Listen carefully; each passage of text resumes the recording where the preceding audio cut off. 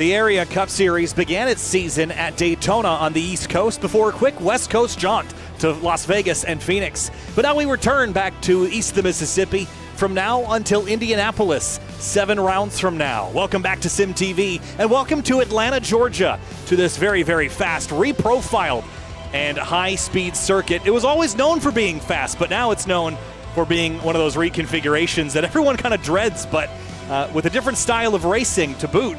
Vinny DeCuna, this is going to be a fun one tonight as we're joined by Eric Wineland and Hunter Sleppy as well. We're going plate racing on a 1.5 mile track here in Atlanta. I was going to say, a lot of people are upset that we lost the Atlanta, but honestly, it's put on a pretty good show. I do still wish that this was done to Texas rather than Atlanta, but I digress. We had a fantastic race here last season. These guys put on a great show. I believe it, if I'm not mistaken, went caution-free, if not almost caution-free. Some very clean racing, very hard racing all around, so I genuinely cannot wait to see these guys get back out here to see them practice. Guys already 3 wide, getting used to each other. This race did not go caution-free last year. We had a late yellow with 4 laps to go, and actually in both races here at this new configuration, we've had overtime finishes and a pass for the lead on the last lap. As we look at the point standings, the highest in the point standings without a win, Jake Nichols ended up winning this race a season ago, as Jake Matheson, Travis Becker. It's all been Miller Racing so far, Eric, as we look at the rest of the point standings and look at Kwame Scott there in 6th. He's been close to winning a couple of races this season, but still finds himself inside the playoffs. For those of us in the closed loop behind the scenes, the over-under on the hit for Hunter stealing my stat did hit again tonight at under 30 seconds. But yeah, a couple guys here that could really benefit, and it's the guys that aren't in our picture. We got guys below the top 20 here in points that, hey, a win could vault them up into the top 20, and then the win counts for them getting into the playoffs. I look at guys that aren't pictured here, like Justin Anisogak, for example, who's pretty good on the super speedways. JT Poole, who's had pretty good streak. Excuse me, I'm looking at the Truck Series points, aren't I? Absolutely, I am. Well, we'll figure that out later. But for the guys that are below the cut line, like Cedric Hunter, Greg Mitchell, Skylar Shackelford there, Kyle, at this point in the season, 10, now 9 regular season races to go before the playoffs start. Can't let that gap get too big, and a place like Atlanta, such a wild card, it could absolutely happen. It's a wild card, and here's what the thing I'm going to lay out is we've got the playoffs coming up after round 12. Now, I think this is a big, big race for a lot of drivers, those that might not find themselves up front every single week. Finney, why is that? Because this is a wild card racetrack in much the same way that Talladega is. The problem is Talladega is the last race of the regular season. You do not want to head in there needing to win that race, but you do have plenty of time to make it up front if you don't get it done here tonight. So this is actually a pretty important race for those that won't likely find themselves in the playoffs by other means. This is one of your 2 remaining big wildcard events, maybe other than the Roval, which can sometimes be a wildcard. But this is your chance. Go up there, race, and get that win here in the draft pack. Yeah, it's a great job, Grace Chance, like you mentioned, to get it done earlier in the season rather than later, especially waiting for that last race. You see many drivers season after season come into Talladega, that last race of the regular season, needing a win, and they're just either so close to getting it, they get wrecked out, something or the other happens. So this gives you a little bit more control over your destiny, not a whole lot, but because it still is a wild card for everyone else in a very stacked field that we have tonight. But you're going to have to perform, and if you do perform, you can get your, take that chip off your shoulder early in the season and relax for the rest. A season ago, Brandon Bowie set the track record for qualifying at this configuration, a 31.378. We'll see if that can be topped this season with Garrett Grant on the racetrack. And you mentioned, Eric, that drivers below the point standings, this is still a shot for these guys to try and win, and especially a driver like Garrett Grant hasn't won in quite a while, finds himself below the top 20 in points, 33rd in the standings, as Grant currently holds the quickest time. He's first of 2 that have taken time now. Jeremy Miller getting on the board as well. And it's not just the racing, Hunter, as we get to see Michael Curhan's sign here. I don't know what time it is, but I'm about to go real fast and real left. You got to throw some energy behind it, Eric. I don't know if I'm awake enough for that yet, but we will be awake when the green flag flies. But Kyle, some guys can actually... They may not be as fast on the 1.5 miles, so maybe not the greatest on the road courses. If they get a pole here, not only is that a bonus point for the season, but also they get themselves into the preseason shootout that everyone loves to get into as well. Thinking about that here too, as Michael Curhan drops down at 173.870 on the mile per hour chart. Good enough for fifth fast at 31:39. Yeah, jumps Oh wow, up. we have a tie for the pole at the moment. Oh, yeah? Jake Nichols and Mason Kane. They have the same exact lap time. As mentioned, Jake Nichols, season 4 winner, and Mason Kane, a fellow Georgia native. So a lot of these guys are from Georgia, and they want to put on a show for their hometown. No longer. Couldn't even finish his sentence before Vincent Cortez jumped to the top of the number 32. By the slimmest of margins, too. 0.003 of a second. Our top 3 are separated by 0.003 of a second. Keep that in mind. That's a stupidly small gap. And we still have only 9 drivers qualified. We still got 3/4 of the field left to go. So we could see an even smaller gap potentially between the top few drivers. And here's brother of Jake Nichols, Tyler Nichols on track, Eric. As I was trying to finish, Mason Kane, a Georgia native. There are a handful of drivers from Georgia that want to win at their home track. We saw Brad Slaughter do that in the Truck Series a couple seasons back, but we'll see if Tyler Nichols from the Carolinas can do anything. I was going to say, this is a home field advantage here for Mason Kane and guys like him and Brad Slaughter. As you mentioned, we'll detail those guys throughout the broadcast tonight, but I was curious to see what these guys are doing on their qualifying laps, and I'm surprised a little bit. Daytona, it was very much about momentum. The guys were coming off the yellow line to keep the momentum up throughout their lap around this racetrack. But here at Atlanta, it's pretty much plant this thing on the line and see how fast you can go. DK does not put in the greatest of laps, but it's solidly in 5th place as it stands. Matthew Bell now here on track, and driver from Canada, one of our few international drivers in area. Oh, James Scioli only 13th quick. That'll put him down towards the bottom of the order at a 31.474. Matthew Bell, over 174 miles an hour. That's the mark to put you in the top 5 right now. He goes 4th quick, Finian, on his first lap out. Yeah, and for Scioli, he's going to drop down. He's only 14th of 16 drivers, and continuing to follow in the order, Jacob Bell goes to 12th place as he comes rocketing across the line. Looking at Cameron Hearn now in the number 4. He's coming to the start-finish line in his Ford Mustang, and across for him, where will he go? 31.431. It's going to be around midfield, if I'm not mistaken. Or no, he actually, I think, invalidated the lap, which is kind of surprising here. To get too close to the grass, because we know that guys can go as close to the apron as they can, but if you clip that grass, it could count as an incident, and that could invalidate the lap time. So we might have seen that from Cameron Hearn, as I believe this is Travis Beckner coming across the stripe to complete his lap. Oh, that's not going to be a good lap either. I wonder if the wind changed to have these cars slow down so much. Beckner only 17th quick. Wind, not a lot, 2 miles an hour out of the north. So, Eric, not wise. Go ahead. I was going to say the humidity value, unfortunately, is still broken on our timing. Yeah, it's a process. But no, I was also going to add on that I have not seen the wind change beyond maybe 3 miles an hour, so it's pretty static for these guys in terms of wind direction, wind speed. So nothing really that's going to affect their laps. What a lap there from Connor Horn, new pole sitter, 31.342. And speaking of Connor Horn, just want to talk about him.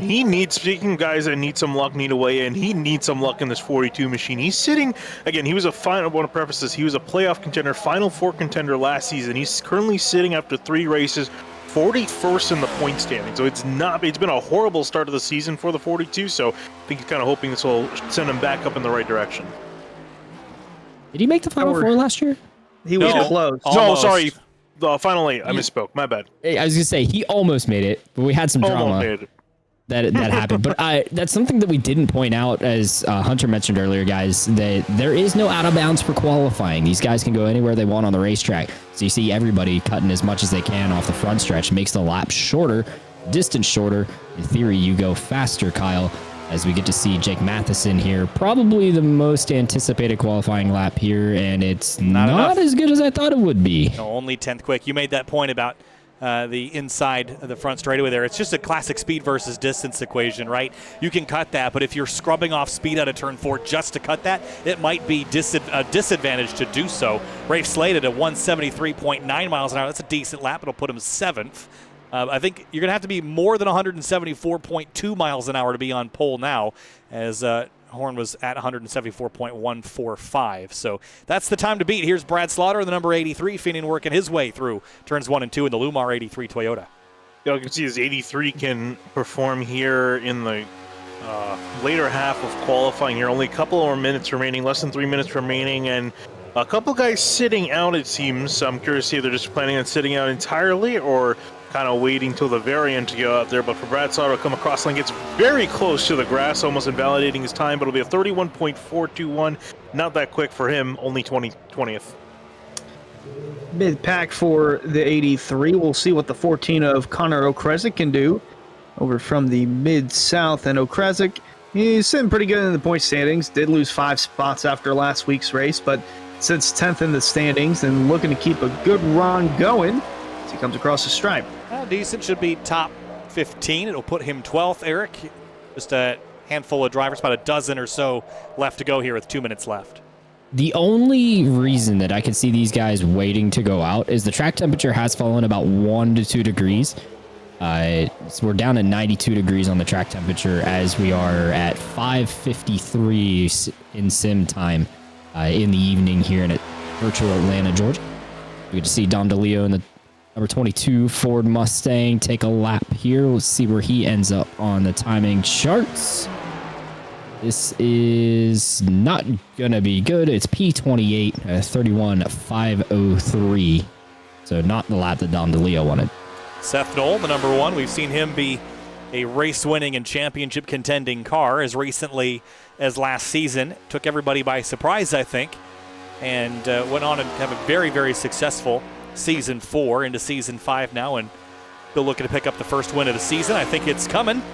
Here he comes out of turn 4 in the number 1 machine. Let's see what he's got for the number 1 Chevrolet, and it will put him at 174.1. Not good enough for pole, but awful close. Should put him in P2, second by 0.004 of a second. Man, I was probably overly confident that he wouldn't be on pole.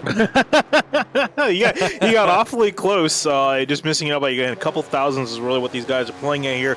And Eric, you mentioned, that 1 degree of track temperature may make a difference, maybe not. But again, these guys are fighting for thousandths of a second. Bryce Enizak, 8th fastest as he comes across the line. Looking at Nathan Jump in the 29 machine. So far, it's been a pretty solid start for this number 29. We'll see what he can do here now on the plate track.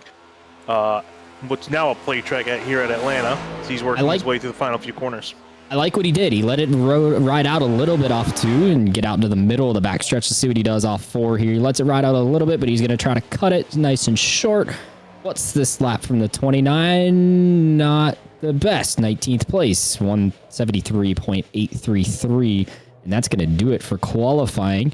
And I'm going to turn it over to Kyle because I think you've got some coffee to talk about. Sure do, but before we get there, race fans, be sure to subscribe to the Area iRacing Twitch channel. As a subscriber, you'll have Area iRacing emotes to use in the chat. You'll also earn double channel points as a subscriber that you can use to redeem for free merchandise, all at the price of just $5 a month. And for the coffee that Eric was mentioning, it's Roasted Gems Coffee, our starting grid sponsor. Race fans, start your engines with a fresh cup of Roasted Gems Coffee. Choose from some of the finest coffee beans from Colombia and Peru, or try the blended flavors of French vanilla and hazelnut. Use discount code Area iRacing for 10% off your order at checkout at roastedgems.com. So with that out of the way, guys, we have a couple minutes here before we go green. It's a 140-lap race here this evening. We know that we had some yellow flags last season. Fitting, I think you were remembering some pretty clean races in some of the other series that we were running here, and they were. But we did have some issues last season. I want to know who survives the chaos. And Eric Weiland, let's start with you. Who's your pick to win this race? I can tell you who it's not, Kyle. It's not going to be the guy that takes the white flag first, as they have been passed, as Hunter said. And the 2 times that Area Cup Series has traveled to New Atlanta, as I call it, not a single time has the leader at the white won the race. Also, I don't expect this to be a fuel mileage race. These guys can go about 60 to 65 laps, maybe stretch that an extra lap or 2 saving in the pack, but it doesn't quite make it a one-stop, although some of us have tried in other series before. Unfortunately, to no avail with that strategy. So the drivers that get the best strategy on the 2-stop and put themselves in the best track position coming toward the end of the race, Kyle, are going to win the race. Who do I think will do that? The guys that are always smart about this are the David Weishart camp. You know what? Let's pick the hometown kid. Brad Slaughter is going to go out and win this race tonight. All right, Hunter, pick me a favorite from this race. Who you got winning our race at Atlanta? I like the hometown pick too, but not that driver specifically. I'm gonna go with Mason Kane. I feel like he's got something to prove tonight in the Cup car, and especially as mentioned, is his home track, home state. Want to do proud for the Kane family, so I'm gonna go with the 31 of Mason Kane. Finian, who you got? Well, I'm not going to go with a hometown pick. I'm going to pick someone from New Jersey, and that man's going to be starting on pole, Connor Horn in the 42. Because he's got to break that drought at some point. I think he's going to definitely try to do what it takes to get it home here and get that first one of the season to get him out of the points rut. I like that because he's also on a mission, and I think he's in a do-not-care attitude. I think he's a good pick. So without that, I'm going to go down the order, and I'm going to pick out a driver that has been successful in the past. I'm going to pick Ryan Hartz to win this race. The number 3 starts 15th. Let's kick things off with the Roasted Gems Coffee starting grid. Pole in the number 42 out of New Jersey's Connor Horn in that NASCAR Chevy Camaro ZL1. Seth Knoll starts alongside him in the number 1 machine. Moving on back to row number 2. These two are actually, no, the two drivers almost tied. Vincent Cortez in the number 32. Jake Nichols starting next to him in 4th in the 73. Row 3, Mason Kane in the number 31 Chevy. Justin Anisogak in the number 67. Good start for him. Rolls off 6th. Moving on back to 7th is going to be Matthew Bell in the number 9. Next to him, Bryce Senezak in the 09, rolling off in 8th place. And row 5, Rafe Slate in the number 8. It's another Camaro. Edward Scherer Jr. starts 10th in the number 17. Back in 11 is going to be Jeremy Miller in the number 30. Watch him on play tracks. Then next to him, Tyler Nichols in the 41, lining up in 12th. And in 13th place is Jake Matheson in the number 56. Connor Okrezek starts 14th in the number 14 car. Finian. Ryan Hart's going to be rolling off from 15th in the number 3. Next to him, Garrett Grant, number 5 in 16th. And in 17th, it's Casey Lakatos in the number 50. Michael Curhan rolls off 18th in the number 24. 19th, you find Nathan Jump in the 29. Rounding out your top 20 is going to be David Weishart in the 33. And behind them, it's going to be Nathan Jump in the number 29. Oh, you already got that. Thank you. Jordan Martin in the 38. Then Yusuf Ghali in the 54 starts 22nd. Back in 23rd, it's going to be Jacob Bell in the 77. Next to him, Brad Slaughter Jr. in the 83 and 24th. And it's Ben Pierce and Skylar Shackelford in row 13. Back behind them, 27th is going to be Douglas Newbegin. Next to him, Blake Hopp in the 20th position. Travis Beckner, 29th in the number 28 car. James Scioli all the way back in 30th for the start of this one. Long wait for him. Blaze McKinney also a long way. 87 is going to be starting in 31st. Dom DeLeo in 32nd. And 33rd place, Ed Robertson, Justin Bondurant, 34th. Cameron Hearn, Spencer Burns, Ricky Springer, Cedric Hunter. Then it's Dwayne Culberson, Greg Mitchell, and James Shainwolf, the remainder of your field. A little bit of blinking there. I think that was for Mason Kane in the number 31. As we roll through turns 3 and 4, 140 laps here at Atlanta. Who can survive as we go back to the East Coast for the next 7 races? It's all about dominating here at Atlanta. Can you survive the draft racing at this 1.5 mile racetrack? Here we go.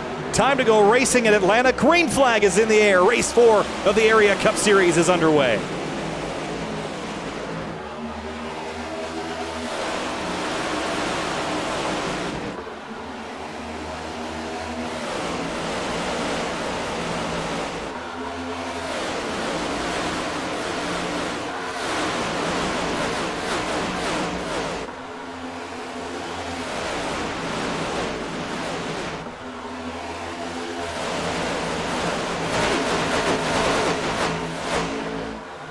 Lap 1 complete. Seth Knoll leads the way. Connor Horn's back to 5th on the inside lane. The outside is the one going places here, Finian, but here comes the 73 to the bottom.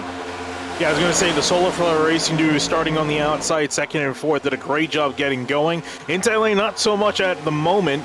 And still, you see Jake Nichols out there trying to control the lead with the one on top. Mason Kane now leading the bottom lane over Connor Horn. Kane with a push from the 42, although Nichols going to come down and shut the door. Going to continue to lead as they cross the stripe over to lap 3. Going to leave that outside lane open, though, for the one of Knoll.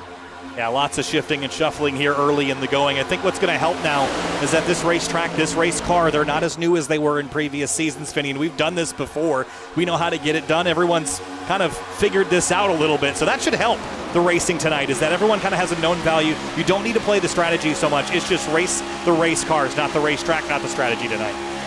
Yeah, and also the big thing too is just really just making sure you make your car to the end, because this is again a played track and all things considered, so everyone's extremely close together. There's a big chance you can make someone makes a mistake up in front and can take yourself out. And Connor Horn, you can ask him; he's known that quite a few times. He's been in the wrong end of things this season so far, and still just trying to hold up there inside the top 5. Yeah, holding his own on the bottom as he's slowly making his way back towards the front after starting on the pole. Jake Nichols holding that lead, and right behind him, Vincent Cortez trying to give a little push to that inside line, but it's still the Solar Flare teammates running 1-2. Just Anna Sogak trying to poke his nose on the outside. Yeah, strong start to this one. Nicely packed up, paired up 2x2. Noticing a bit more lane control than I think we had seen before. The 73 and the 1 kind of changing lanes back and forth. So that's an interesting thing to note. I don't think we had seen that prior. And looking at the top side go, they are really getting fantastic runs off the corner, especially in turn 4. You can see there, Mason King going nowhere. The first 4 cars on the top lane pretty much clear for position.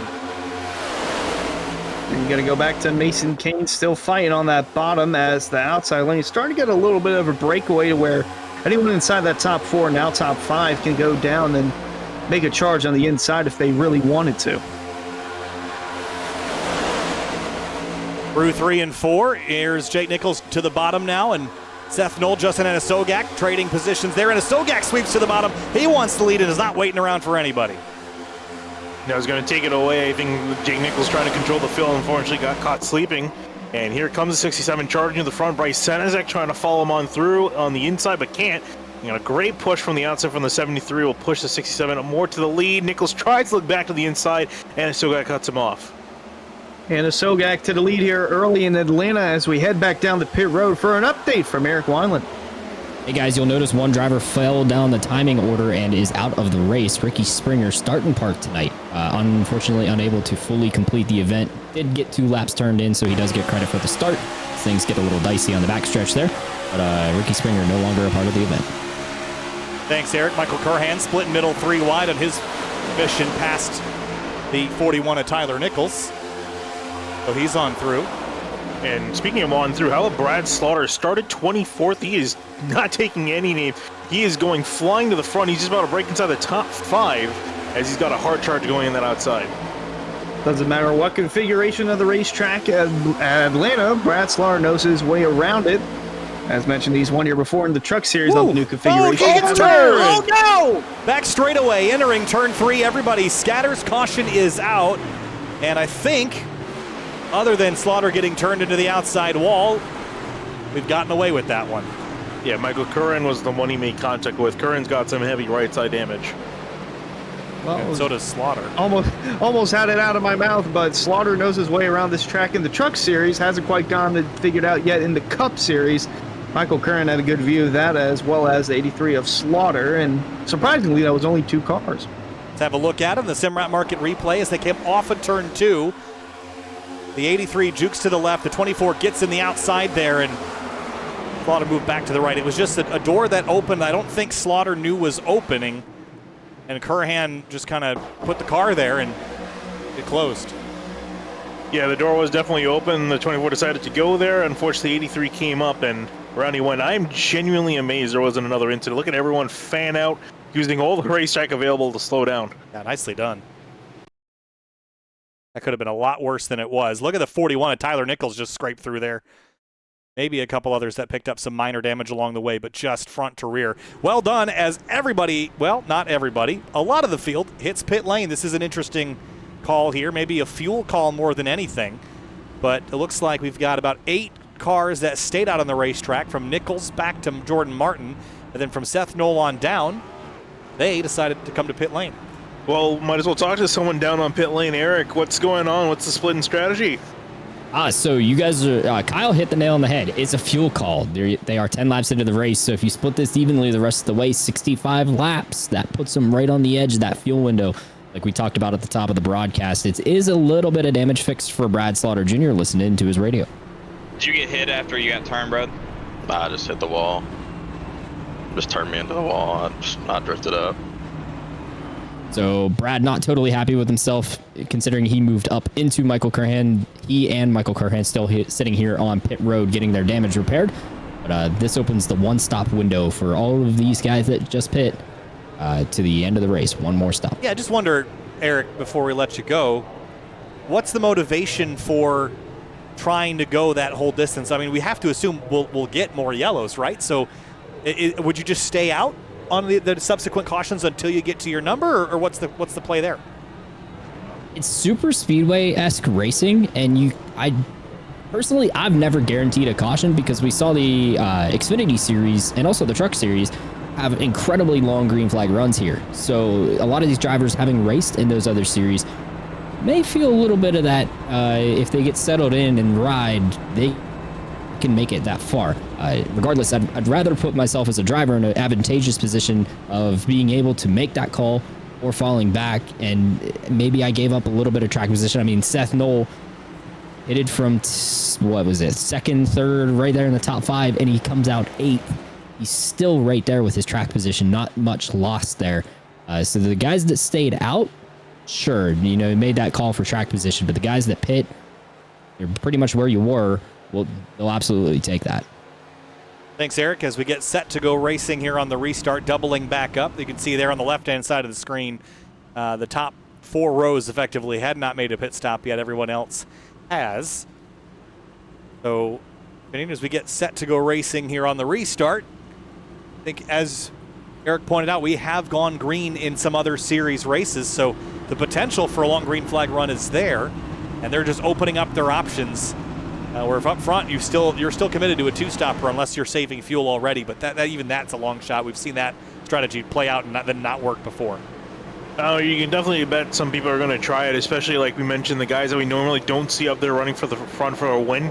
This is their chance. They might benefit from playing a risky strategy. We'll see, though. Jake Nichols will lead them on down. Here we go to the restart lap 13 of 140. Nichols in the purple car is the control vehicle into the restart zone. Right at the end of it, we're back underway here from Atlanta. Good launch for the 73. Connor Horn's on the outside there following the 17 is Scherer, who did not really get a very good start. And off into turn 1, getting through the 5-speed gearbox up to 5th gear. As they get up to speed, that outside lane is going to start to move. Speaking of which, already a move by Senesac going to the outside. He's going to get a big push in behind from the 17, who's trying to get them going. Senesac looking to get a bonus point for leading the lap. Has 2 top 10s in the first 3 races of the season for the Cup Series. Looking to lead it at the line. Here's going to have the run and will do so. Scherer Jr. pushing him on that outside lane with that's Connor Horn right behind. So a good momentum push on the outside lane for Senesac. It's got the lead now. We've seen drivers be able to control that pretty effectively. The Solar Flare Racing guys did it the first run. And look who's up into 5th place by virtue of not pitting. James Scioli, 30th up to 5th. For Scioli, I like this call, Finian. Kind of gets him out of the danger zone. Yeah, really, because you have a lot more control being up near the field, and especially it looks like at least one of his other teammates didn't pit. It's the number 17, Edward Scherer Jr., and both drivers for Lucky Duck Motorsports. So they got some teammates to work with here, and like you mentioned, dude, just getting out of the thick of the field, less chance of being involved in a wreck. Even better for the 09 to Senesac as he continues to lead. Now, one thing I feel like you shouldn't let that happen is if there's a breakaway on that outside lane where the first 4 cars on that outside lane can come down, we could see Scherer and Scioli work together and try to get around the 09 to Senesac. But for now, still Senesac leading when right behind those top 3, I should say, the 4th car in line. I believe that is Jordan Martin in the 38. He's won here on a super speedway style race in the past, not at this track, but at Talladega. Yeah, good call. Martin in that 7th spot in the number 38, looking a bit deeper in the field here. Jake Matheson in the 56. We've seen he and his team run very, very well so far this season. They basically won everything. So they're off to a bit of a slow start. The 28 back here as well. Beckner's in 24th, Matheson in 19th. But moving forward now on the bottom, chasing Blaze McKinney in that downrange 87 Camaro. Yeah, I'm curious if they're just planning on kind of hanging out back there for the time being, letting this race play out. I would say they're a little bit in the danger zone being midfield, but I guess they feel maybe a little bit safer back there, not willing to make a striker and move up to the front just yet. You saw on the onboard there with Beckner, he made up about 3 or 4 spots because they were checking up on the outside lane. But it's just that's bad on the bottom. There's not a whole lot of room here at this track, and especially with how tight it is on a 1.5-mile circuit. There's really nowhere to go other than the side-by-side action. And if you risk it 3 wide, you're risking calamity in whether it's the backstretch or turns 3 or 4, or even the quad oval here as trouble, continues turn to lead. 4. Spin! Vincent Cortez is in it. We stay green. We've kept everybody else straight. Blake Hopp is also slow. Cortez got some right side damage. Let's see what happened there. I wonder if they try to make it 3 wide in the middle of the corner. He got the world's worst amount of holy netcode right cow. there. That is wild netcode. I haven't seen something like that in a long time. Yeah, it looked like his internet started to go bad because he flashed a little bit after this, but I think, I'm trying to think we got hip check from, I guess, maybe the 31 technically, Yeah. It could have been the 31's netcode also. We've seen him have some pretty bad internet problems. I think it's Cortez. I'm looking at his ping. His ping's highest in the server at the moment. So watch this 3 wide. Look at Matheson on the high side. Where did he come from? Look at the run he's got. And where do you go? Packed in behind. That was wild. Oh, he's still not done. He's giving aggressive bumps to the back of the 09 as Senizak trying to move forward. I said. Oh, that 33's in the wall, cars- Finian. David Weishart got up in the fence, had to lift. He's going to have to back out of it. I think he was carrying a little bit too much speed into the corner, if you believe it. But yeah, those Miller Racing machines, I thought they were going to wait a little bit patient, but no, they're just waiting for a moment to go, and here they come now, 3 wide on the outside. Eric Wineland. Hey guys, I happen to be riding in it's pseudo alliance here between Solid Rock Performance and Miller Racing today. And I was in their Discord channel when Vincent Cortez had that moment. He says he has no clue who hit him. It was such a large netcode. The rest of his teammates were just amazed that he even saved the car in the first place. But unsure what happened. But obviously, you guys pointed out the high ping for Vincent Cortez contributed big time there on that stack up at 3 and 4, and no one was even close when he got hit. But still, he almost went Weishart around. out of turn 2. He's turned around again. Oh, this time he won't save it. And Mason Kane goes around with him. Caution's out. And he had gotten into the wall 2 or 3 times in the last lap, but this time out of 2, he bounced off it big enough that it was strife for more than just himself. Go back, leading into turn 1. Watch right there. He's in the wall on the entrance to the corner. And this just might be a target fixation problem, Finian, where you're just watching everyone around you, and right here again into the wall, and this time Mason Kane can't get off of him. yeah, I was going to say that it's interesting that he hit it not only once, like you mentioned, but twice. And yeah, I think just got a little bit distracted, just drifted up into the wall. Once you catch that wall, it acts like a vacuum, sucks the car in, it throws it off balance, and become extremely loose, especially coming off the corner like that, and then Mason Kane making contact. This is actually the 3rd time he hit it, because the prior time was in 3 and 4 when I pointed it out. I had to interrupt you, Finian, about it. So he'd been in the wall a couple of times. This was almost inevitable. Hey Kyle, can we get one more Simrad Market replay riding on board or on the hood, actually, if possible, of the 33, and go back to T1 here, yeah. So you're going to see something pretty unique. Watch Travis slide up in front of David right there. Yeah. David washes in the dirty air of that diffuser coming out from under the 28, and when he washes like that, no clue how to jump out of the throttle. He's just going to get tighter by doing so, and it's going to push him out into the wall, and then it's on from there. Yeah, right here. Right there, and loses the nose. You're right. Direct effect of that as well. Mason Kane didn't do anything wrong, just couldn't avoid it. And more pit stops, and this time, kind of a mixed bag. Connor Horn comes down in pit lane. Jake Nichols. Was that all the drivers that didn't pit previously? Yes, it was. Yeah. Yep, Makes exactly. sense. Everybody that did not pit just made their stop to get themselves inside the one stop window to make it to the end of the race. So it's playing out completely different, Hunter, than what we thought. You know, clean races in the trucks and Xfinity here, but the Cup Series still can't quite get those long green flag runs. I was saying, not too many yellows in the Season 4 race, and looking back at it, we had 3 yellows from Season 4, and we already had 2 quick yellows within the first 25 laps of the race. And I said it earlier on, right when the Vincent Cortez incident happened.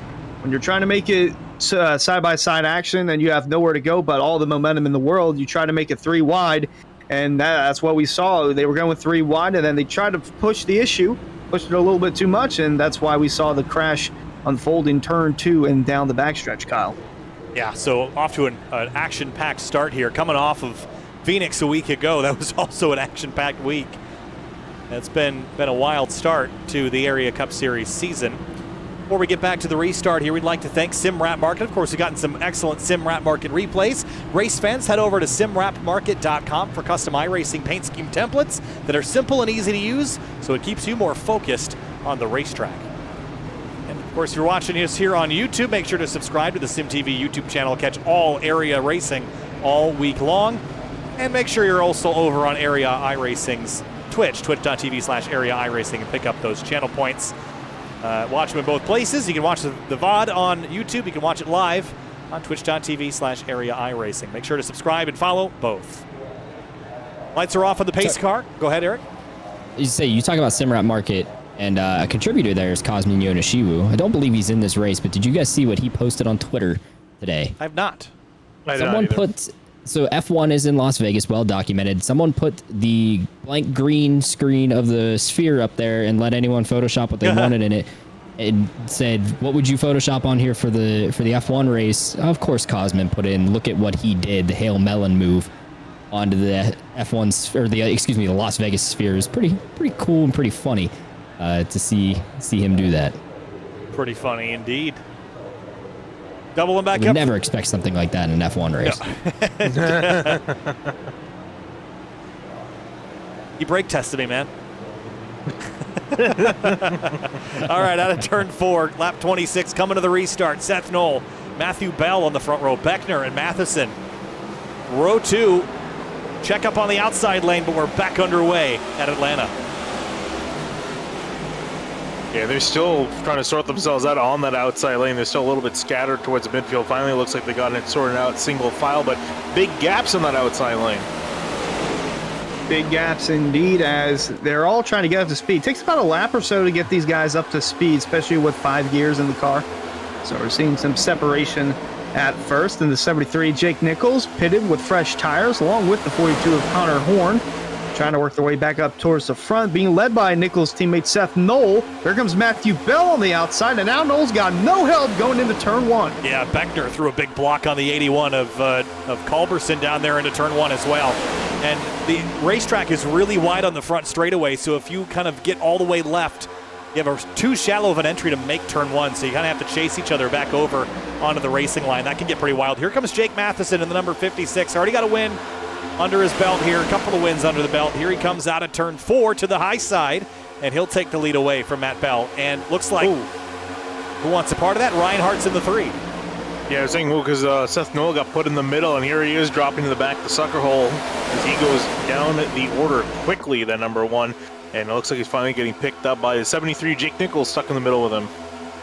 Multiple rows of 3 wide racing with Jake Nichols in the middle of that. Not a good place to be in, especially this early on in the race. We haven't even crossed a quarter of the way yet in this Cup Series race at Atlanta for Area iRacing, but heads up front, still battling for the lead. Jake Matheson trying to make it 3 in a row for himself and 4 in a row for Miller Racing.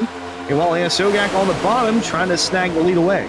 Yeah, it's all been all Miller Racing so far in the Cup Series. We brought up the team points last week. That was what Jake Nichols was focused on, was, hey, good team points week, but their team points aren't going to mean a whole lot when another team is just absolutely batting 1,000 when it comes to the races so far. So Miller Racing has won every race in the Area Cup Series season. Solar Flare Racing would like to stop that momentum, but so far, I don't think I've seen a lot that would convince me that Miller Racing isn't capable of winning 4 more in a row. Yeah, they're still looking extremely strong. Solar Flare Racing trying their best to combat that, but haven't quite found that magic just yet. And you got a whole bunch of other teams still also vying for that top spot as well. It's been extremely competitive this season so far, and here is the 42 Connor Horn, our pole sitter for tonight, trying to see if he can seal the deal and get some solid points on the board riding inside the top 10. He was one of the few that did come down pit road and took tires and has worked his way back inside the top 10. Although there's a gaggle of cars in front of him, next to him, and behind him, as is the new pack racing here in Atlanta Motor Speedway. But Matheson's still holding the lead, with Rafe Slade actually leaning on that, I shouldn't say leaning, but he was second on that outside lane that's leading the way so far. Yeah, Connor Horn really just needs to get a couple decent finishes in here. Doesn't need to win this race, but really needs to get the momentum building in the right direction to even feel like he's capable of winning. We know the speed is there, it's just the luck has not been. So to be up in the top 10, at least just contending, is going to be a nice change of pace for him, I think. Even just running up in this mix. Just stay out of trouble, get a clean night here. The problem is, Finian, if you want to turn your luck around, a pack racing track isn't usually the place where you plan on that New Year's resolution. Well, already he's doing significantly better than his best finish this season, which is 29th, which was last week at Phoenix. So Yeah, it's definitely looking a lot better at the moment. It's just a matter of making sure he finishes here. And again, like we talked about, it's still being a plate track. There's still a lot of randomness. We've seen a couple wrecks can happen from mostly anywhere, usually midfield, but you never know. So it makes a wrong move near the front of the field. A lot of people can get involved in a wreck. Rafe Slade, as mentioned, running second at the moment, 36th in the points, and his best finish coming back from Daytona to kick off the season with 24th. He finished 38th last week at Phoenix. Nowhere to go but up for the number 8 as he's currently contending for a win. Jake Matheson kind of dragging that outside lane. Kind of mid-road there. He's not dropping to the bottom. He likes that 8 pushing him, and so far they've stayed like that. Connor Horn pushing along the bottom. Got Justin Sogak in behind. And you're making pretty good moves here on the bottom of the racetrack now here, Finney. I don't know where it's more comfortable to settle here. I think some of the bigger tracks you'd like to settle around the middle, the high side, but I think at Atlanta, the bottom's probably not a bad place to cruise, but it is going to be hard to keep up momentum and keep up speed on that bottom line. Well, the issue is, yeah, that if you're going to be in that bottom lane near the front, you have to push. Otherwise, the top lane is just going to drive away. We've seen easily 4 or 5 cars able to break away on that top side, and the bottom lane not really able to go anywhere. So if you really want to cruise in the bottom lane, you pretty much have to be kind of back in the pack, not near the front. So, and I'm actually curious too. I want to get an update. Has Connor Horn led a lap? Yes, just one. That was the opening one, I believe. Okay. But, hey, guys, you guys were talking about bottom being safe. Solar Flare Racing enjoys that same sentiment. 8 being on the bottom. You're safe on the bottom right now. Just stay behind the car in front of you. Checking.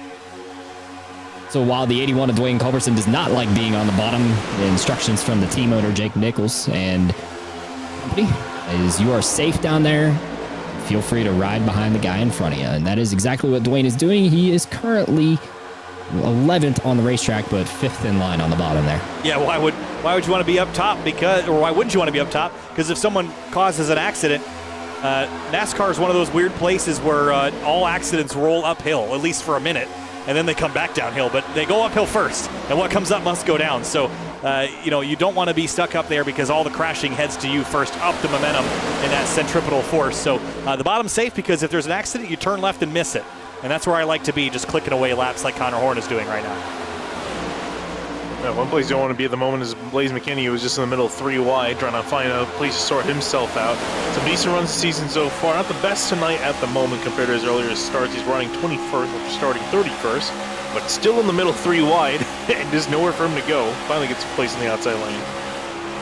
McKinney in a hornet's nest right now, going a little bit further towards the bag. He's dropped outside the top 20, running in the 24th spot at the moment, but yeah, there's a couple of cars broken away on that outside lane where the Ada Slate could jump down if he wanted to, but decides to keep his momentum as the 42 of Horn now is looking to take the lead back from the 56 of Matheson. Ooh, a little bobble out of turn 2 by the 14 of Okresnik. That kind of stacked up everybody from Scioli on back just outside of the top 10. There's Greg Mitchell on the bottom, Scioli in the middle.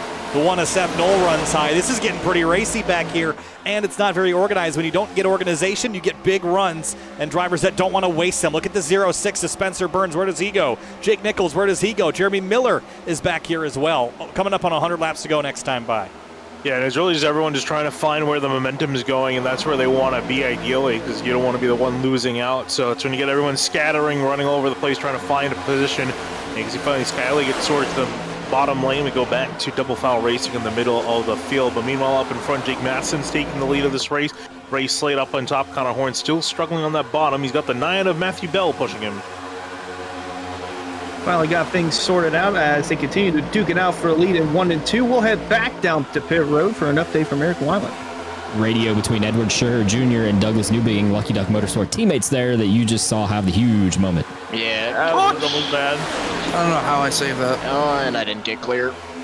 Oh god. They all just stopped in front of me, and they literally just, yeah, it was just I bad. was coming in like 20 miles per hour fast, so I got on the brakes and everything. I was like, oh god. So a little dicey there, guys, for the Lucky Duck Motorsports crew. They have settled back in on the top. Seth Knoll, though, he's looking a little racy around Jordan Martin right there. I was going to say, he got real close to the wall in 1 and 2. Here's another look at it, following the 38 of Jordan Martin. Woo, that was tight. Almost got into the outside fence, and once you hit that, when you're 2-3 wide, it's hard to get away from it without running into somebody else. Connor Horn trying to wrestle the lead away. He's already led 1 lap, trying to get some more out of it. Yeah, he's got a really good push in behind from the 9 of Matthew Bell. You also got Ryan Hart sitting there in 6th place, 5th place at the moment on that inside lane. So some decent cars on that inside lane trying to keep the momentum going. They do need a little bit more help, though. You can see not many cars in behind them. Indeed, as I mentioned last week, they were IRLC teammates in the Cup Series. As Beckner going to go close to the wall, trying to make it 3 wide, going to end up losing a position or two. They're actually Solid Rock Performance teammates, along with the 8 of Slate and the 14 of Okrezik, as Slate continues to run in second, and Bell and Hartz try to close back in, as they're 3 wide now with Travis Beckner on the outside. That move did not go well for the 28. Oh, Seth Knoll bounced off the wall just slightly out of turn 2 as well. David Weishart's in the middle of all that. 3x3, 2 rows deep from 10th on back. Yusuf Ghali on the bottom. Garrett Grant right behind in a very similar colored machine, black and red. Chevrolet is Ghali. The Toyota in behind is Garrett Grant. Dead even at the stripe. Matheson over Horn by just a couple of thousandths of a second. And the pack is tightening back up here. This makes me nervous. Yeah, that middle lane is really starting to go. You see David Weishart there leading the charge in the middle group. Then there's Jordan Martin and Jeremy Miller also all there. All 3 of those cars moving up pretty far. But yeah, it is starting to get a lot tighter up near the front of the field as that middle lane makes more progress. And not to mention those that are trying the outside lane really kind of forced up there. The 1 of Knoll, the 28 of Beckner. It gets tight when you're in the middle 1 and 2. That's why you see cars go up, as Beckner had to check up there a little bit. See how tight they get when they have to arc it through the middle 1 and 2, and especially on corner exit. You don't want to hit the wall, because then that's going to spell disaster for those in the middle. This is 3 wide at Daytona is sketchy enough. Do it at Atlanta, it's even way sketchier. This would be easy doing at Talladega. We're not at Talladega. I don't know if anybody checked that, but this is just wild stuff. Lap 47 of 140, and the potential, if anyone makes a mistake at the front of the field right now, even midfield, Finian, the outcome of that is disastrous for a lot of cars. So drivers are racing pretty hard, but there's got to be a little bit of caution involved with this as well. Yeah, especially now they need more caution as approaching the lap car. Vincent Cortez about to go a lap down, which is a bit surprising. I was trying to check what happened to him, what even put him in this situation, but it looked like he slowed down for some reason coming off of turn 2, but here he is getting passed by the leaders. Oh, this is a bad spot to be caught in. Actually, a good spot on the front stretch. And the turn, though, it's going to spell disaster for those still trying to race 3 wide. As it looks like the first half of the field have gone their way through. And the 32 of Cortez about sums up his season the moment that he had earlier in the race. 32nd in points. Not a strong showing to start the season for the Cup Series. Yeah, disappointing start to the night as well. Had flashes of pace, but then got caught up in that netcode incident. And he's going to end up in the wall there again on entry. That wall comes back at you really hard and really fast. We saw that catch out Weishart earlier in the night as well, but he will drop towards the tail of that lead group. Jake Matheson, Rafe Slate lead the way on the top. Connor Horn's fallen back to 3rd, but leads the bottom groove. Jordan Martin swings up ahead of the 14 of Okrezik in the outside lane. The 06 is almost in the fence. Yeah, almost in the fence and almost bringing out a caution, but they're going to continue going on. That 17 now still stuck in the middle, and we have Eric Wineland stuck on pit lane. Eric, what do you got for us? I can freely move around, Finian. I'm not stuck, but Bolted to I the am stuck ground. listening to the driver's radios. 06 Spencer Burns talking here. What happened there just a couple laps ago? Yeah, I'm gonna go middle. If I don't get wrecked. I was gonna say somebody hit the wall. There's a lap car. That's why the 3 dissolved. So those guys saw Vincent Cortez coming back to him, were able to quickly get that 3 wide back down to 2 wide. Brad Slaughter Jr. makes it 3 wide again. Seth Knoll makes 3 wide up here at the front. Go, guys. Oh, look out. The 81 got loose. That's going to be trouble. The 81's going to slide, and there's the crash. Weishart gets turned around, Ooh. and there is a whole bunch of them in it. Crash, caution, lap 51.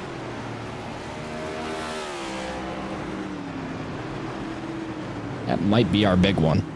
I was not going to say it, but I think we have to say it.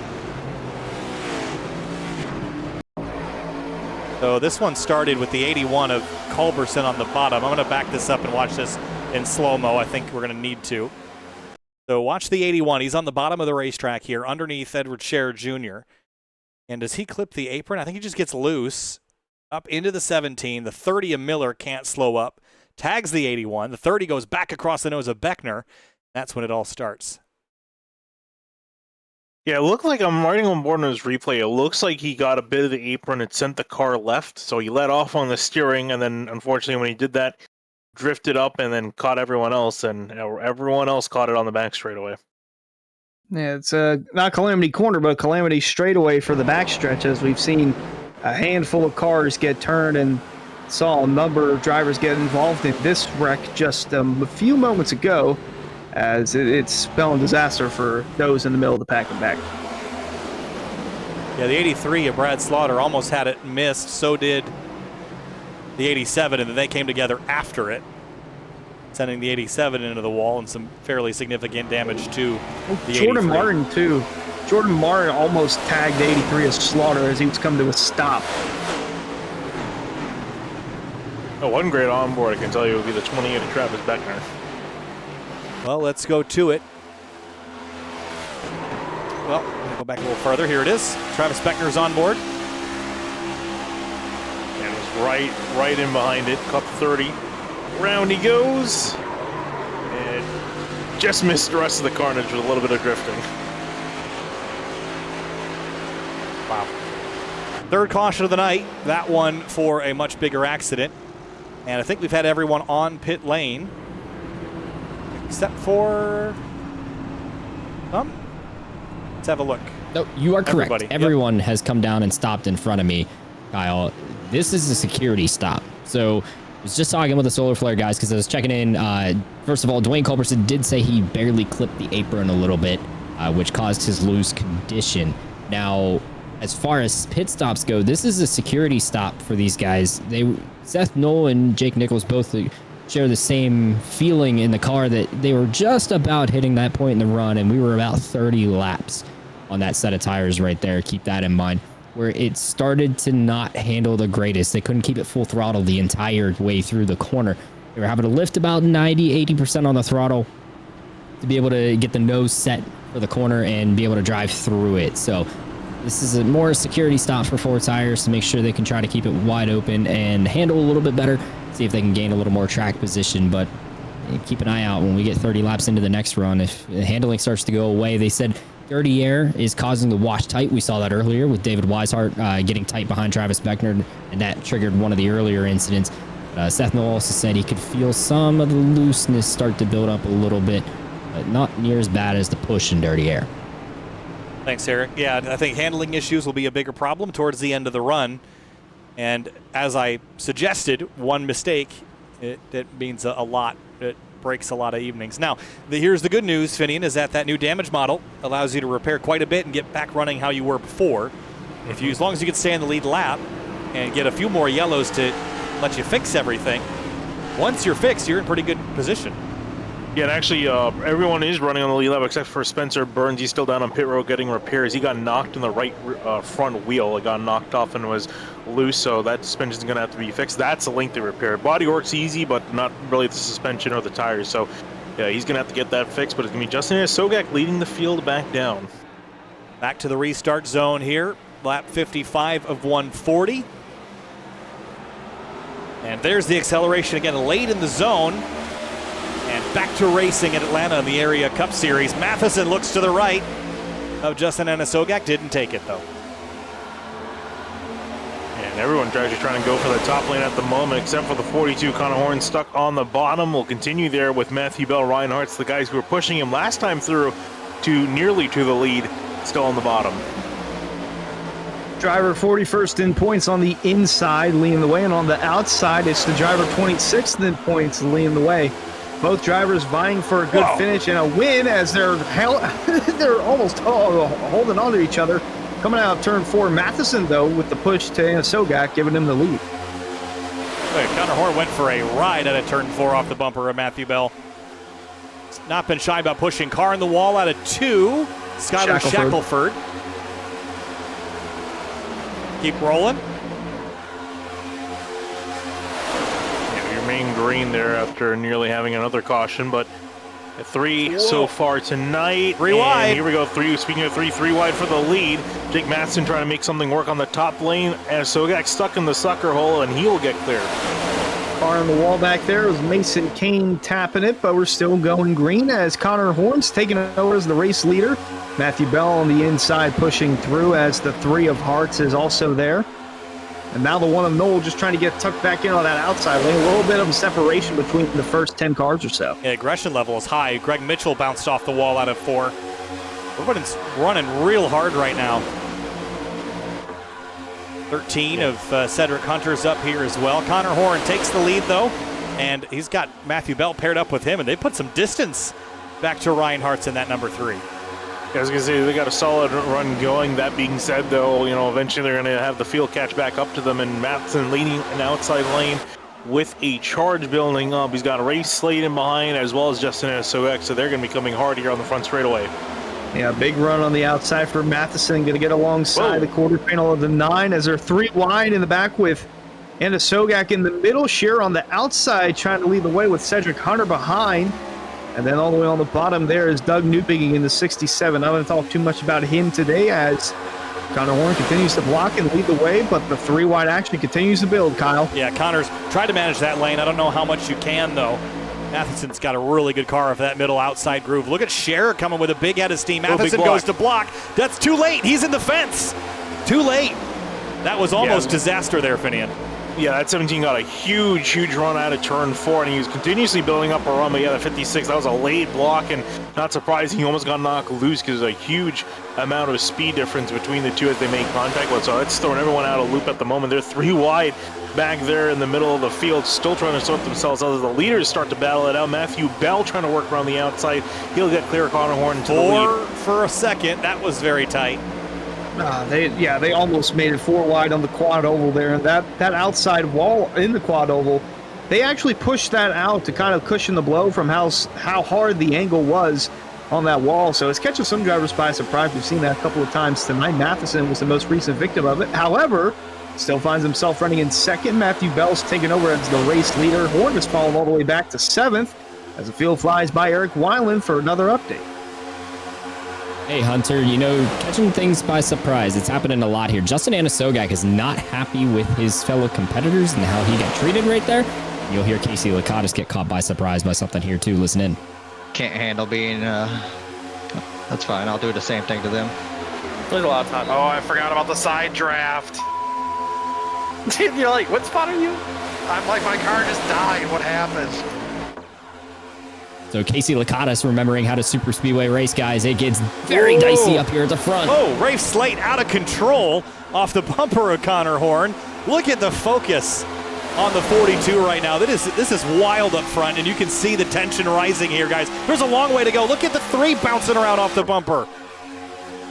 Yeah, I was going to say it's getting very tight up near the front, especially after that last little incident there on the front straightaway. It's bunched everyone back up together 2 by 2. It's effectively looking like they're pacing around here in rows 2 as they accept traffic. It's back there, you can see in the background trying to go 3 wide with Greg Mitchell. But for the lead, here comes Cedric Hunter aggressively going to door the 3 to make a lane. Here it comes, a big charge on the outside. The 17, his teammate trying to join him. Wow, he just forced the 3 of Hearts into the sucker hole. Not sure how that's going to play for the 3, but Jake Matheson going to have to block 3 lanes of traffic now as Cedric Hunter dives to the inside. He wants to race lead, and he's going to grab it. But for how much longer? Big moves up front for Cedric Hunter. Throwing the cars around here in Atlanta. They are confident in their grip level right now. How long will that last, though? Cedric goes to the apron to block the 9 to Matthew Bell. 56 of Matheson goes up to block Scherer Jr. and Douglas Newbigging's up there in the 71 now in the white and blue car. This is just unregulated chaos at the front right now. Really is chaos. I'm actually surprised Cedric Hunter, he left his teammate trying to take the lead, but now they're hooked up back together on the bottom, so we'll see what they can do. Seth Knowles also joined back up at the fray here near the front of that number 1 machine after missing out for quite a while, being stuck in the midfield. Curious to see what they do on that bottom, the 17 to 13, because that was a huge charge they had going forward, but now they're at the front. We'll see what they can do with it. They're going to be aggressive blocking now. On board with the bumper of the 56 of Matheson continuing to lead the way as, the 1 and 0 just shoving the 56 into turn 3, trying to keep that momentum rolling on the outside. But Cedric Hunter and Ed Shearer Jr., big moves from Lucky Duck Motorsports as they roll across the front stretch and back in front of our own Eric Weiland with another update. Hey, we got more juicy content here on the driver radio, guys. most of what I just heard from Miller Racing and Solid Rock Performance and their alliance, I cannot play for you back. It was going to be way too much work for me to bleep it. But, you know, I found the one driver having a good time out here. And that's the driver of the 32 listening. I'm just chilling back here, bro. This is crazy to watch. I hope y'all have fun. If I get a hole to get to the top, I'm going to take it. And the last half of that was Rafe Slate looking for a hole, and I think he just got suckered in the middle. No, that was Travis Beckner in the 28. Thanks, Eric. Looks like Connor Okrasik is out, by the way. Just pulled off track, got a couple laps to go. Everybody scatters. Ryan Hartz. Whew. We got Garrett Grant. No, that's the Slaughter, rather, on the apron on the back straightaway. Yeah, this is too wild. We're not even halfway yet. We're getting there, but not quite. Yeah, I was going to say, they're just shy of it. Ooh, Travis Beckner, an aggressive bump to the back of David Weishart. See some more drivers fanning out in the background. Yeah, it is really getting spicy up here, and it looks like these guys are racing like it's 20 laps to go. We're still 50 laps from that point. It's still somewhat sorted themselves out for now, but you expect it's going to pick up soon, especially that 13. That's 13 Cedric Hunter is looking very, very aggressive this race. And I guess that plays into what we were talking about before. You know, if you have a chance, if you're quick here, it's a very good shot for yourself to guarantee that playoff spot. Shows how valuable track position is, as once they complete this lap, we'll be officially halfway through. If you have a run and there's a room to make a move on the inside or outside, you take it. And that's what we're seeing in the first half of this race, with guys getting so aggressive with their moves as the leaders are working their way around lap traffic. Oh my goodness, Matheson, what a save! Oh, there we go. Wrecking behind. It's the big one in Atlanta. Oh, that's the big one. Everybody's in that one. Big, big mess out of turn 4. Wow. Well, we have a lot to unpack with that one. Oh, yeah. All starting, and the cautions aren't that long here, so we got to get going quick. Jake I Matheson. think I heard the safety vehicles in the background. I heard a siren, so they're already heading to the scene of the crash. So here is Jake Matheson. Watch this save. Swings in front of the 5. Gets tagged by Knoll. Big multi-lane change.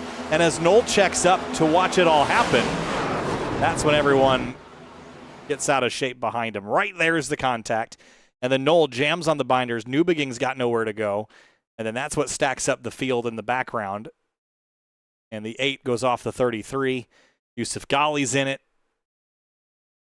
And Or Garrett Grant, too. Garrett Grant in the 5 was a lap car that they were working their way around, and he was doing a fine job of staying out of the way, but unfortunately, wrong place at the wrong time for the 5. Jake Nichols, and he had a full view of this. He just stopped in turn 4. I mean, that's a smart thing to do, right? Because the entire track got blocked at one point, so he just woed it down, didn't want to get involved. And we'll have his car continue to race for another day. Trying to just pick a car that was in the middle of everything. They're jumping around since they're pitting. I can tell you one driver that I'm sure is glad he didn't get involved, but got extremely close to getting involved, was the 42 Connor Horn. He was just ahead of this. You can see him escaping danger right there. Ryan Hart's right in the middle of it. I think he clipped Michael Curran, and then he went back into it. Man, big hits there. So let's ride on board with the rear bumper cam on Connor Horn as he dodged all this. Let's go back a little bit farther. Watch off the nose and then off the gearbox.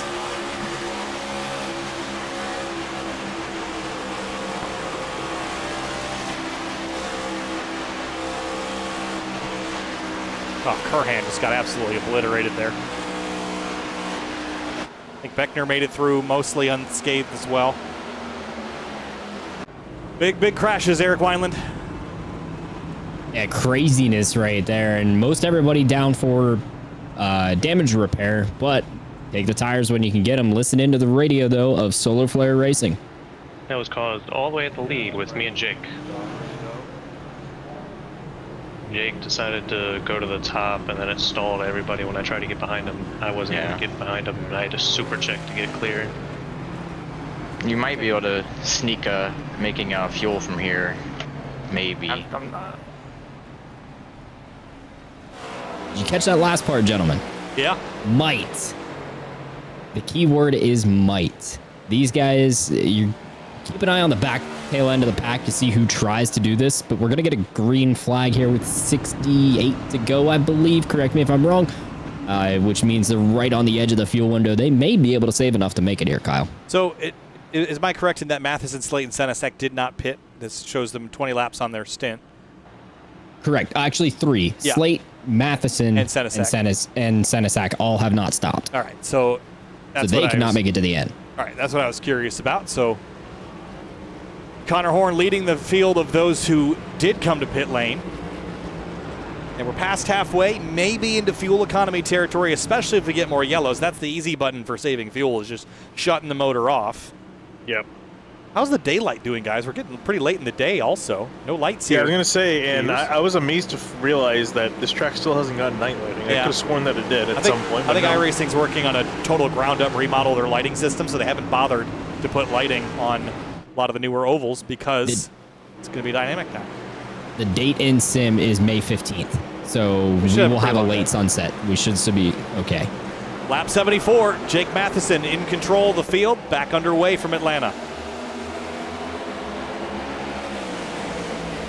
We got a Kyle Busch start back there. Was it Cameron Hearn sailing through everybody? I think so. See him moving up a couple spots. Shades of the 2012 shootout. Matheson right back on defense out of turn 2. Yeah, trying to continue to fight up here, and doesn't have a whole lot of teammates to work with him up near the front. Everyone's basically an enemy, and just trying to hold on. Connor Horn trying to move on the bottom. Shearer Jr. in behind him in the 17, then Noel on the bottom as well. Not to mention, we still have a good bit of cars in the field, but look at where Vincent Cortez is in the 32. Mentioned that he had an incident in turn 3 and 4 and was all the way in the back at one point. He's all the way back inside the top 10. Look, as low as 39th and is all the way up inside the top 10, still duking it out with the likes of Senesek and D'Elia. He thought about taking it 3 wide there, thought better of it. Had a moment where he could have gone to the middle, but backed out of that scenario, I think, for the better. And everybody's scattered. Look at Ray Slate, Seth Knoll trying the middle. Jake Matheson has been controlling this field aggressively. He's led 38 laps, Finian, but he is just throwing that 56 car around, and it's working, but I also fear that he's going to get turned off the nose of somebody sometime soon. I was going to say, he's definitely playing with fire, so definitely have to watch out for the 56, see what he does. Seth Milligan arguably is also playing with fire because he's been making some very aggressive moves on this restart. He threw that car to the outside lane. He's been trying to aggressively move past Ray Slate, who's having none of it, trying to keep that one car at bay. I was about to say, I wonder if Eric's in the chat room with the 8 of Slate and those for Solid Rock Performance, because I would imagine the 8 would not be too pleased with what the 1 is doing, considering he caused the most recent caution with that aggressive move to the inside. But nonetheless, still side by side for the lead. Connor Horn with Shearer Jr. on the bottom. Matheson still controlling on the outside. Yeah, Connor had Matthew Bell behind him for most of this race. Matthew Bell's back in 21st now, so he's got an unfamiliar driver on the tailpipes here. You really need to trust the guy behind you just so that you can focus out the windshield and not in the rearview mirror. That's a different dynamic. Look at Brad Slaughter Jr. in the middle of 3 wide there. Douglas Newbeginn's on the apron, checking up big time. Ooh, Travis Beckner caught the wall coming off of the corner. Last time by, he's still riding up against there. You see him just trying to make some progress. He's got the 3 of Ryan Hartz as well, also trying to make some progress in behind. There's a big gap between 16th and 17th. I believe that's Scioli and the 06 of Spencer Burns that are in the 2 cars on their own in the middle of this pack racing. So we got 1 pack up here, then another pack in the back, and then those 2 are trying to regain ground with the first pack as Matheson continues to lead, but looks like they're going to make their way back just fine.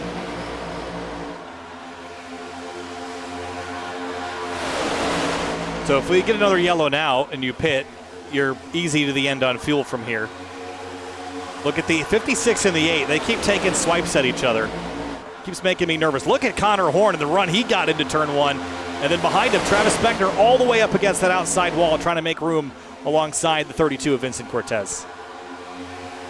Yeah, these guys are really fighting hard, even though we've still got quite a bit of racing left to go. And especially Beckner, who has now got himself up there. We see Connor Horn, a big bump from the 17 and behind. And that's really what's been helping Connor Horn out, is these guys giving some hard pushes on that bottom lane, because you have to, because you don't get that natural run off the corner like the top lane does, which is what's been helping them dominate all race long. 4 wide for a second there with 28. Ooh, hard on the wall goes Ryan Hartz. Second pack going to get away just fine as Hart stays out of harm's way. And speaking of staying out of harm's way, we'll go back to Eric Weiland, where it's quiet in the pit lane for now.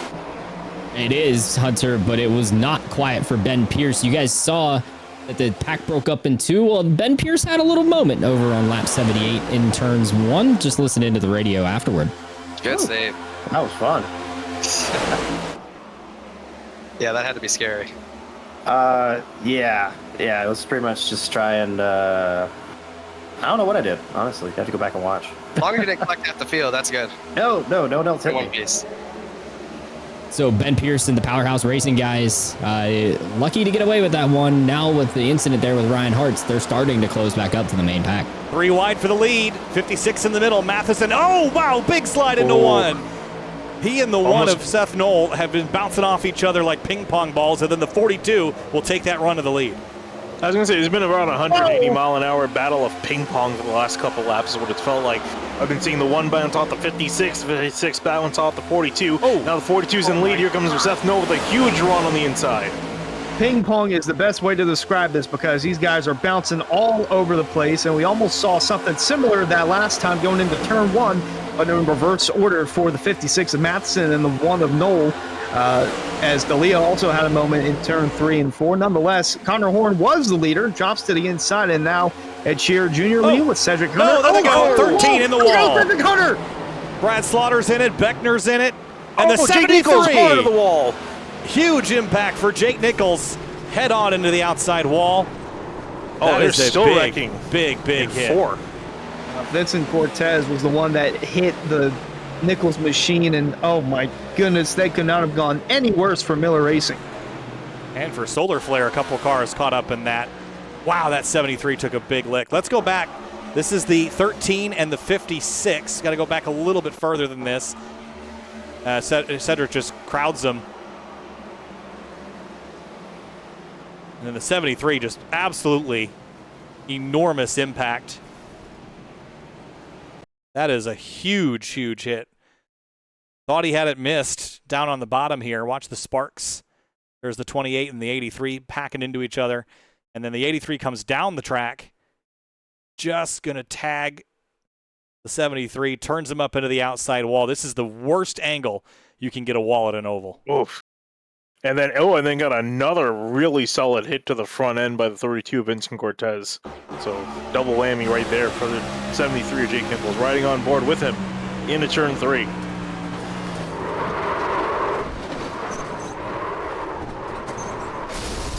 And that's engine done. Oh, wow. I didn't even hear that. Well, not too often we see the 73 Jake Nichols DNF, but just saw a glimpse of that here in Atlanta. Oh, there's Nathan Jump at the this end is of that that. second incident in turn 4. So I was just checking in with these guys in Discord. Jump goes shooting down to the grass here. Spencer Burns does not know Jump's down there. And that's what happened, as you see there on the replay, that tags Jump's teammate, Dom DeLeo, and the Fizikis Motorsports guys. Just unfortunate trying to avoid the incident, but almost none too happy on the radio, both during the incident and afterward, with what happened, until he got an explanation of what actually did transpire. And once he did, he was a little more understanding, but obviously upset for a lot of the guys in the Fizikis Motorsports game. Wow, look at Cameron Hearn carving his way This through explains this. the laughter I heard from Cameron Hearn the entire time. Bobbing and weaving.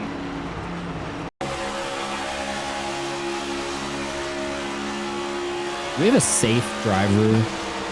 We don't have Allstate as a sponsor. They can give me money any day of the week. Allstate safe move or Allstate safe driver of the race or whatever it was. You in good hands? Cameron Hearn is. Well, already coming back to the restart. Spent the entire time under yellow looking at that. Just for reference of all those that stayed out versus those that pit, those with a 0 or a 1 just came to pit lane. Everyone else is still on the same set of tires that they were on previously. All damage repair, by the way. Yep. Every driver that came down, really no security there for tires. These guys, for the exception of Rafe's slate, everyone's on 15-lap tires. Rafe is on 34-lap tires. So Rafe does still need to pit here before the end of the race to get fuel to make it to the end. But everyone else, it's going with track position, whatever they can get. And I don't know, my pick, I lost him on the leaderboard here. Mine's out, so RIP. I was going to pick Connor Horn, and then Finian stole him, so. Hey, I mean, you choose to go last, so. That is a fair point. I'm gonna stop that next week. We need Michael Curhan to bring us the standings so we can just pick in reverse order. We should have a commentator playoffs, too. Oh, we should do that. Each week someone gets knocked out. Building the graphic, I'm all for this. We got a guaranteed spot in the championship 4. Here we go, lap 88. Edward Scherer Jr. is our leader. Back underway again at Atlanta.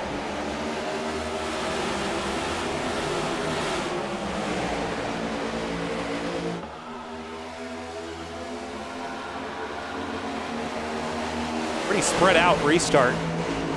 Give it some time. It'll take only a couple laps, and they're already fighting hard up in the front. Connor Horn was attempting to make it 3 wide to the outside of Ray Slade. He decided better of it as both of them jumped to the top. Jeremy Miller, open lane for him on the bottom. It's not just the guys that are deep in points looking for a win. It's the 30 of Jeremy Miller looking for a win as well. He's 4th in points right now, looking to lead just the lap. Not going to be able to do that. The 8 of Slate, though, to the outside, going to take over as the leader, heading into turn 1 with Horn behind. I think Matheson was a big reason why we had a lot of the chaos earlier. He was very aggressive with his blocking and lane choice. With that removed, I wonder, as Matheson is off course, I wonder how much that'll tame the front or if someone else will take his place. We saw Rafe Slate being pretty aggressive on offense earlier, and Scherer Jr. wasn't holding back either. No, he wasn't. We'll see when they're probably going to start to hold back even less now again as we're getting to the later going here. 50 laps to go. So guys are going to they've been giving each other. Turn 2. The 11 of Justin Bondurant's around, and in the fence, there's the yellow. Weishart's in it. That Garrett Grant back there. No, it's Yusuf Ghali in the 54. Wow, that was a long wreck. Senesac involved as well. So even behind the leaders, they're still jockeying for position. Every spot matters, even in the middle of the pack. Yeah, Justin Bondurant had to lift, and when he did, there was just nowhere for anybody to go behind him. Right there, big checkup. That was a huge checkup. And Cameron Hearn again doing his best to miss it. So was Beckner in the 28th there, all the way on the apron. Whew.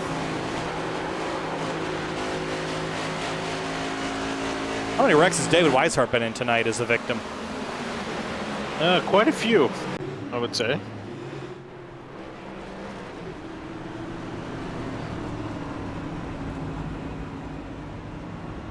All right, so if I'm Rafe Slate, why wouldn't I pit now?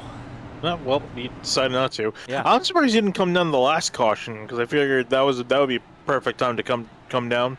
I guess what his mindset is thinking, you know, there's gonna be cautions till the end of this race, right? So if he just stays out, he'll be able to save the gas that he needs because he wasn't too terribly far, if I'm not mistaken. So I guess he's just trying to go for it, see if it works. Race fans, be sure to check out rickshotsauce.com for some of the best hot sauces made locally in South Florida. Try the Loxahatchee Classic, Golden Garlic, Palm Beach Pineapple, or South Beach Heat. Follow the Rick's Hot Sauce Rookie of the Year battle in the Area Cup Series and see which driver will take home the $100 prize as the highest finishing rookie in the point standings. Lap 92 of 140. It has been a dramatic race so far. We've had 6 yellows and 17 different lead changes in this race. It's been wild up front, and it's probably just in its infancy of getting super chaotic here, Finian, towards the end. Oh yeah, we still got a little under 50 laps left to go, so it's still a great chance for this to kick up into high gear if it hasn't already. I mean, we've already seen quite a few drivers down on pit lane, a lot of guys with damaged cars, and still got a lot of guys out there with clean cars, so curious to see how this plays out, especially with quite a few big names out of this race. Jake Nichols, Jake Matheson, drivers that have dominated the season so far. Ryan Hart's another big player. So we're left with a lot more guys that are typically not near the front, and that I feel that it's going to be leading to drivers making more and more risks up near the front.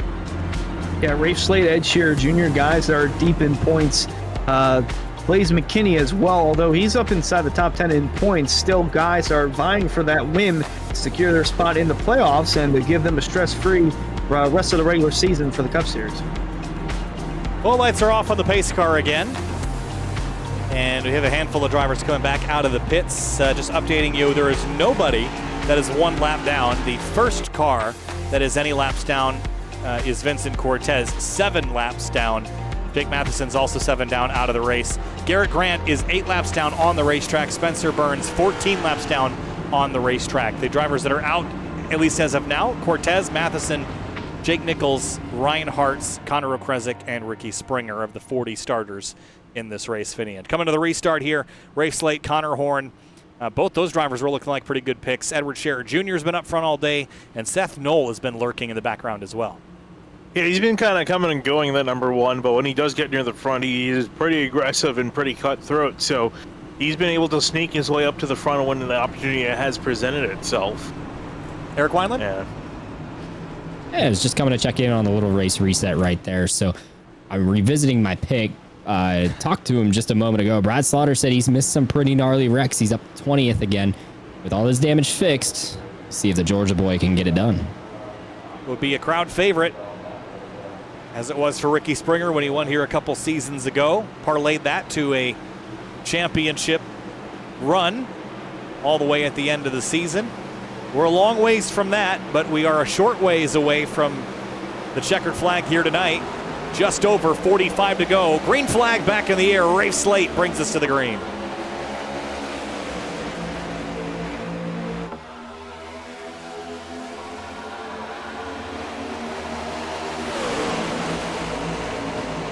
Look at the 1-0 to the outside. 3 wide for the lead out of 2.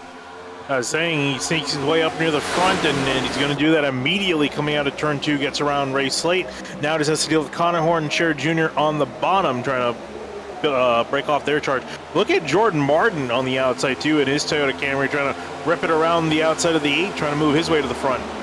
The 8 of Slate had an opportunity to come down low and block the 42 of Horn. Instead, he hesitated and regrets that decision because he's fallen all the way down to 7th.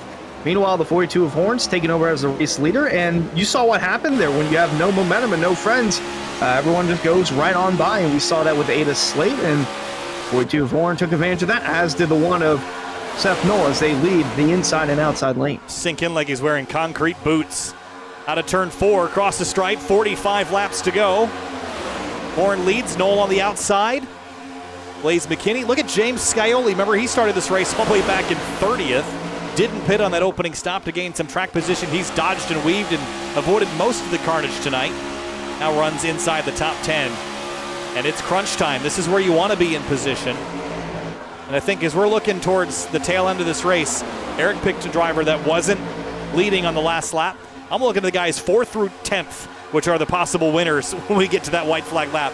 That's where the chaos happens, as those front 2 or 4 usually end up colliding, and then someone else sneaks a win away. Yeah, speaking of those front 2, whoa, the 87 getting to the back of the 1, big bobble for him off of turn 2. He's going to save it. Oh my gosh, who is that? Big run on the outside, and then a big check up there, as we're saying, Hunter. Yeah, I don't know who that was, but we almost had another wreck on the backstretch because they tried to come up in the middle and get close on that outside lane, but almost created an accident. Couldn't tell what car that was, but we avoided disaster, Kyle, as the 77 of Jacob Bell has been blinking in and out, and I'm not sure if the admins are going to get on him about that. Yeah, a couple cars scattering just beyond the top 10, but Seth Knoll leads that middle to high side. Finian, Connor Horn has been a bottom feeder this entire race. Is there a point when he jumps to that middle and outside groove? He's clicked off the laps that he needs to click off. When does Connor get on fierce offense versus just defense on the bottom? I mean, it really, I guess, depends on how he's feeling towards the end, and how many, the way it's moving, especially the drivers that are up there. But I feel like we're probably going to not see him really move too aggressively until maybe 15-10 to go, because he's got the track position. He has that pad down in speaking track position. The 1's now going to start to fall back as he gets sucker rolled through the middle. Blaze McKinney is trying to fight for the lead on that outside lane. I actually also wanted to talk about this 87. You talk about James Scully moving up through the order. Blaze McKinney started 31st. He's up 29 spots now. Yeah, tight 3 wide racing here with the 1 of That's Seth Knoll, and he's now gotten himself on the bottom lane, sorted himself out to 7th as 42 Horn continues to lead, and now the 17 of Shearer is sole position to 2nd, and even behind these guys, 3 wide with Mason Kane in the middle of that. Not a good spot to be in. So is the 4 of Cameron Hearn. Gosh, there's more pings than a... Go on. I don't know where I was going with that. I was watching the 29 blink, and the 31 has had some internet problems, and I think I was going more pings than an airsoft cannon or something. I don't know. It's busy back here. That's what I was meant to say, and I was worried about the internet connections. One driver that looked like he's fired out of a cannon is Cedric Hunter. I saw him working the outside lane aggressively, trying to work his way back up the order after an EOL from causing that big wreck that we saw a couple cautions ago. Ooh, a driver goes down low. You got Seth Knoll on the apron off of turn 4. Now that should be out of bounds. He got knocked down there by the 30 who got loose, it seems, off of turn 4. Well, are they done scrapping that one out? It doesn't seem like it. 3-car breakaway up front. Horn, Scherer Jr., Scioli. And this is 3x3x3. Wow, this is a mess. Really, he's a mess. It's allowed the leaders to break away a little bit from this main pack. I'm sure they're glad to break away because I don't want to be in the middle of this. No, this is a wreck waiting to happen. Brewing for sure. Eric Wineland, what you got? Hey, so Seth Knoll cleared of any penalty because it was avoiding a wreck. Actually, Jeremy Miller got turned off the nose of Rafe Slate down into Seth, and that sent him down there. Seth also didn't really gain any track position out of it, so they cleared him, no issue. Good save by Seth Knoll in the 1 car. Thanks, Eric. The 8 and the 30, I think, have had run-ins before, if I recall correctly, back to last season. There was no way. There it is. 28's going to get turned. If they save this, I will have no idea how. Travis Beckner has just been wheeling that 28 tonight. That was a crash that didn't happen, guys. Watch this. You don't get away with this every day. Yeah, I was running the top lane. Looks like he came down. Jordan Martin was there. Contact there. Wow. Somehow held it off, and everyone gave each other just enough room to make it through the rest of the corner. So we remain green. But I got to say, the leaders, the top 3, broken away from the rest of the field. Oh, car in the wall up there. Oh, spin crash. Big crash out of 2. Big crash. Car's hard in the wall. I didn't even see who they were. I think Greg Mitchell was one of the ones that received. He was in the middle of that. Looks like Rafe Slate got turned around. That's what kicked this whole thing off. Oh, man. It was Rafe Slate. That was a big hit. Let's see what happened, how he got in there. Was it, oh boy, is it off the bumper or the 30? Yep. Indeed it was. Oh, Nathan jumps in it. A lot of Fords taken out in that one. David Weishart again. Not been his day. We always joke about it. You know, sometimes you're the bat, sometimes you're the ball, sometimes you're the ball. That's been swung around all over the place, and that's been David Weishart tonight. Not able to catch a break. The rest of the field did catch a break, though, considering how far spread out these guys were. Had they been packed up, could have taken out a handful more.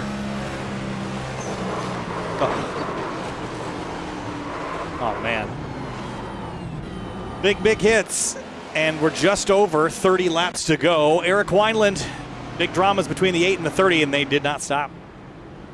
No, it was kind of a pseudo payback, if you will. I mean, it is a misaligned push. It just didn't work out for either driver in either instance for them, but they were able to save it the first time. They were not the second time. Rafe did acknowledge that Jeremy did apologize over the radio. Unfortunately, I can't play that for you. Too many people in that Miller Racing Solid Rock Performance Alliance channel talking over each other to hear what was going on clearly, but Rafe acknowledged that it was not the stupidest thing he's seen all night, and his quote was, "It was one of the least stupid things he's seen all night." So Rafe obviously not happy, but understanding of what happened there. If the least stupid thing that has happened to you all night gets you turned into the outside wall, not sure if that's a good thing or a bad thing for Rafe Slate, but either way, glad that there's an understanding there. That overcorrect looked painful, though. It did. I mean, that's one of those situations, and we talk about this a lot, specifically at super speedway tracks. And there are other places that we talked about this, knowing how to crash. And I think in that instance, Rafe is probably better off just locking it down and sliding to the inside instead of trying to save it where you correct and then go straight up into the outside wall. But sometimes, the line between saving it and going straight and overcorrecting at Mach 3 into the outside wall, they're pretty tight. Yeah, especially because I was looking at it too. Again, he was bouncing on and off of the apron, so that wasn't helping him do any favor. I mean, yeah, and also that point, you just got to fight your natural instincts. I mean, for drivers, for the most part, they're pretty good at learning how to crash, but in the heat of the moment, it's very hard to try to make those correct adjustments to prevent yourself from going the wall, especially at over 150 miles an hour. Take Beckner's big slide a couple laps ago as an example. Looks like a hero doing that. You overcorrect 2 more feet to the right, and all of a sudden you look silly. So it's just such a fine line. We're going to get a restart with just over 30 to go here, Eric. This is going to get more interesting before it doesn't, I have a feeling. Oh, yeah, absolutely. I was also going to add that out of all of us up here in the broadcast booth, I probably have turned the most laps in the Cup Series car, to which I will tell you, remember that these cars have rack and pinion steering, different than the Xfinity and Truck Series cars as well. A little easier to accidentally have those overcorrections like Rafe Slate did. Yep. He is unfortunately disconnected from the race, so his night is over in that 8 car. I don't know, guys. Kyle, this has been a wild one. It's only going to get more wild. I'm keeping an eye on my pick, and I know Mason Kane was still hanging out up toward the front here as well. I've lost sight of him as well, Hunter, but Finian, this is going to get a little crazy. Oh yeah, it's really going to start getting crazy, and that's really not saying much because I would say it's already been crazy the last 50 or so laps. And if it's going to get any more crazy, oh boy. Well, batten down the hatches, pull them belts tight one more time because you're going to need them tight. 32 laps to go on the restart, and Seth Knoll is in command, immediately jumps up to cover off Tyler Nichols, and we're back underway, Hunter. Indeed, back in the lead is the one of Seth Knowles. Got that Tyler Nichols machine to the outside. Still looking to make his mark in area, get that first Cup win. But for now, cars still getting up to speed as they roll down the backstretch. Travis Beckner is up in the top 5 as well, Finney. We haven't really talked a ton about Travis tonight. His teammate Matheson was up front most of the evening. Remember that Miller Racing is undefeated so far in the Cup Series side, so even with Matheson out, they've got more horses in the race. Look at Connor Horn with a big head of steam on the outside. He's coming with a vengeance. Yeah, I was going to say, he came to pit lane and was one of the first drivers to pit, so he's out there leading that fresh tires. There they go in the back, and Robertson, Justina Sogak, we're sideways in the middle of the turn. They're still not done crashing. Slaughter in the wall. That's going to bring out the caution again. There it is. That was another one of those long wrecks. Man, the 32 also involved again. My goodness, it took them a while to get that finally crashed. I mean, they were sideways, like you mentioned, Kyle, forever. Middle of the road, there's Robertson. I think he's going to come down the track, or Anna Sogak just goes up and tags him. And they kept it pretty straight here until here. The 83 is going to get turned. He ends up in the fence. Oh, David Weishart again. I don't know if he got any bit of that, but he was right in the middle of that again. He didn't have bad luck. He'd have no luck at all. They're going to start running out of replacement parts on that car, you think, at some point, right? You would think. 13 to Cedric Hunter's in there as well. So that gets us down under the 30 laps to go mark. And Seth Knoll leads. Connor Horn, you mentioned that he had just come to pit lane. He's not waiting around, and that car is spotless right now. Putting himself in a pretty strong spot, though. I feel like you just cursed him. Well, it was bound to happen anyway. He's been very lucky so far tonight, too. He's avoided a couple incidents narrowly by a couple inches in some cases, so yeah, it's been going right for that 42. I'm sure he's going to try to see if he can get the win, but, I think if anything, he just needs to make sure he gets a solid finish inside the top 10, get some solid points to really start getting his season going. Yeah, Matthew Bell, Tyler Nichols as well, and mentioned Mason Kane. All drivers that are outside the top 20 in points, and that's big because if you get a win and you're inside the top 20, that means you're locked in, but you have to stay inside the top 20, as Mason Kane of Huckett Films on the side of 31, a hometown native from Georgia, as he's looking to put on his show and secure his first Area Cup Series win. Looking down the order, we have lost some cars tonight, I think it's safe to say. There's a handful that I think are returning to the racetrack, Justin Sogak, Jeremy Miller, but from Ed Robertson on down, 29th, we about 10 or 11 cars out. Jake Matheson is back on track, but he is 14 laps down at this stage and won't be doing. Well, he still has an opportunity to pass 5 or 4 or 5 more quite cars. a few. Yeah, You can pass quite a few guys, and especially if we do continue to wreck and wreck hard. Eric, we got you back in the booth with us. What do you got? This is an incredibly trimmed down radio segment, guys, from Justin Anasogak, who may or may not have been getting a little unhinged in the channel. Idiots. Everybody. 18th. Let's push like we're last lap. That's incredibly trimmed down and censored. I just want to point that out. And that's nothing against Justin. He has every right to be upset because it looked like, from my perspective, that the 54 just had no clue what was going on in front of him and nailed Justin when right on the entry to turn 1, which was not probably the wisest spot to hit a car, especially when they're stuck 3 wide. So, unfortunately, race control did not see it the same way, and Justin got upset over that. They called it a racing incident. Anasogak very upset with the 54. 32 of Vincent Cortez locked up the brakes and hit the wall, just catching the field. Full speed around. So let's restart again as we're under 30 laps to go, closing in on 25. If we go green from here to the end, it's about 15 minutes worth of racing. We're going to be here longer than 15 minutes. I have that feeling as well. You know, the thing that saves these broadcasts from being about 5 hours long is that green-white checkered rule, only one attempt. Why, you telling me you don't want the ARCA style? I mean, I like the ARCA style if it happens naturally that you don't go more than 3. Once you get past 3, it's like, all right, guys. You don't deserve to finish this race under green. Green flag. The 1 fires off and away. Oh, no. Problems. Mason Kane. Oh, boy. We're on the restart. This is going to wad up everybody behind him. How do you pick a wrong gear in a sequential? I don't know. If he was still in 5th, potentially? Wow, that was a mess. We'll get a SimRap market replay to ride on board, I'm sure. I think we're going to need to.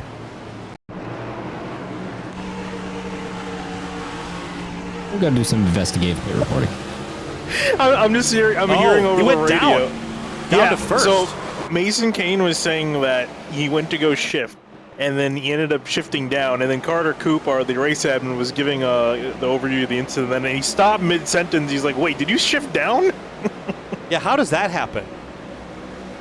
Because either you're shifting with a paddle or you're a sequential gear shifter. It's not like you can make a shift from, first to fourth and make that mistake. That's a big mistake. The gearboxes are a lot simpler. I mean, simpler to operate than the H pattern was, as far as drivers used to miss gears all the time.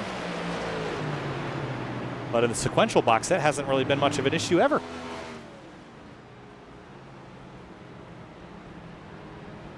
Not sure if he uses a paddle shifter. He might have messed up on the paddle shift, but I still don't know how that happens. That's one button and it goes one way. That's the thing I'm curious about. You'd have to pull the other paddle, or if you have like my McLaren rim, you can push forward on the paddle and it'll downshift versus pulling it. Both paddles are linked together in kind of a rocker sort of scenario. So I guess I could see that. Or if you've got a sequential, you could bump it the wrong direction, but he might have some kind of weird shifter setup going on. I'm not sure. I see Eric Wineland down in that channel, so I think he's probably trying to get the details for us. So we'll see in a little bit. But Pit Road's a little busy at the moment. I guess a couple guys coming in for what I imagine is going to be their final stop of the evening. I think so as well. Eric, you got an update for us on the number 31? Yeah, so can't play the radio too. Again, that's the Miller Racing Solid Rock Performance crossover, and they talk over each other a lot. But I did get the report from Mason Kane. So these guys, contrary to what we see here on the broadcast in the cars, these guys are taking these restarts in first gear. So Mason was intentionally in first gear right there, and he said right as he went to upshift, It's like he went to second and back to first, and he's not unsure if it was the bump he received from behind that kind of stuck him there, and he didn't get the rev match totally correct or what. Connor Okresic in the 14 also said he had a similar incident earlier in the race. But Mason, he's on paddles. I double-checked that as well. No sequential shifter that he's using. Paddles only on the wheel. He said when he clicked the upshift button, it went up and back down really quick. So it's almost like it never actually got into the gear. Well, it could be a debounce issue as well. Basically, buttons have basically a timer on them as soon as you click them. That if you don't have the button depressed, or if you have the button depressed too long, it doesn't want to double register. But if that is too short, then the button will not engage fully enough to send the signal. So I guess I could see that being a scenario as well. I definitely think getting shoved along would have an effect on the car going into gear. I don't think it would go back out of gear, though. That's the thing that's interesting to me. Yeah, that's what interested me as well. But unless he was mid, the only thing I can think of is in the simulated gearbox is if he was mid-shift and the car behind gave him a shove. If the gearbox tried to put it in gear and all of a sudden the gears jolted, that I suppose that could happen. I've never heard of that happening before. But I'm surprised it was that advanced. I'm more inclined to believe the bump screwed up his rev match, because for those that are not so but why would it go back down would be the question.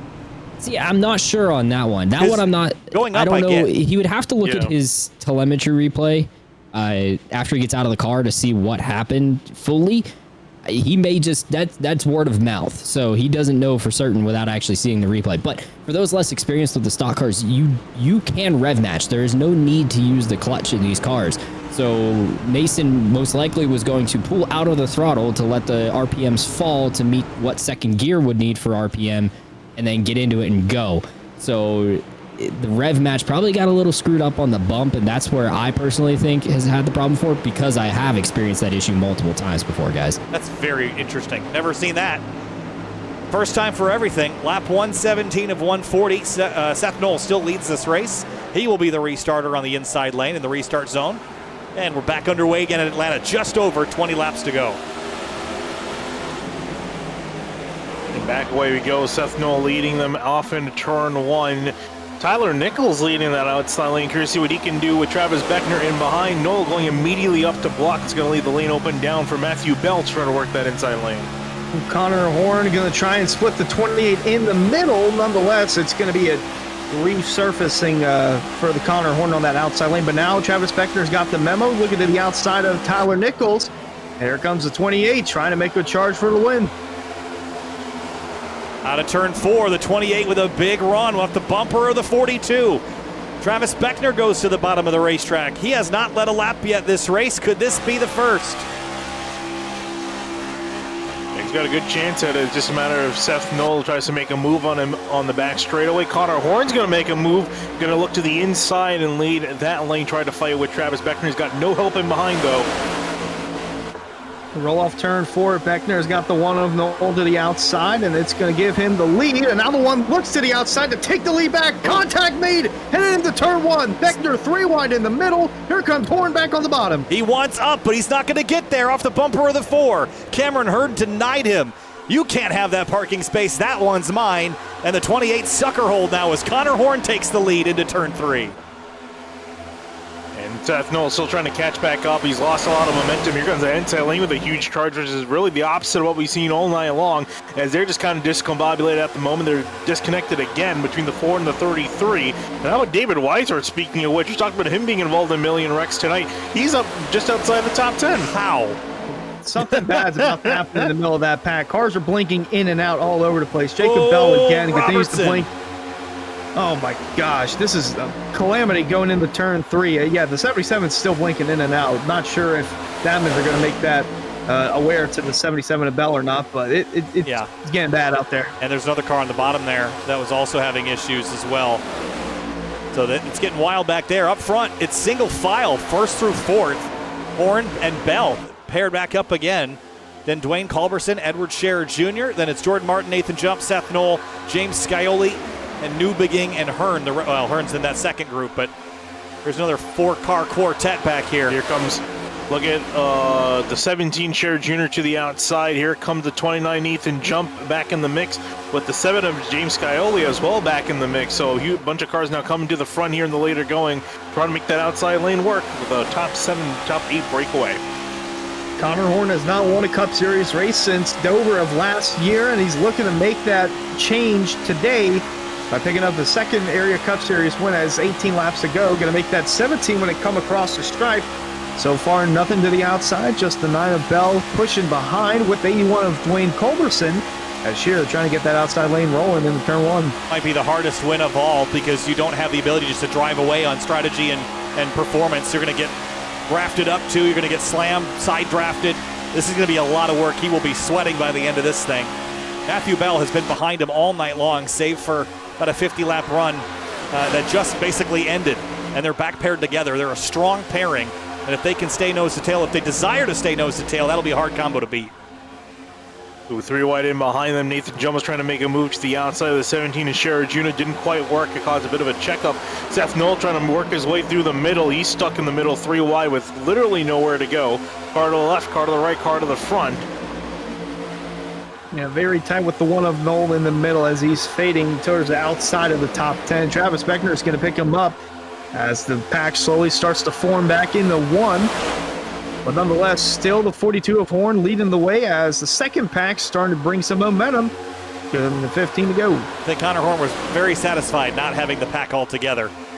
It makes things a lot more chaotic to have this many more cars. That second group is getting organized as well. For the lead, Matthew Bell for a second looked like he was going to do the outside. Sherrod Jr. going to look to the outside though. Bell stuck on the bottom with Scioli also working to that top lane. It's time to make the move, and the 9 of Bell decided to make that move on the bottom. Sherrod Jr. on the outside.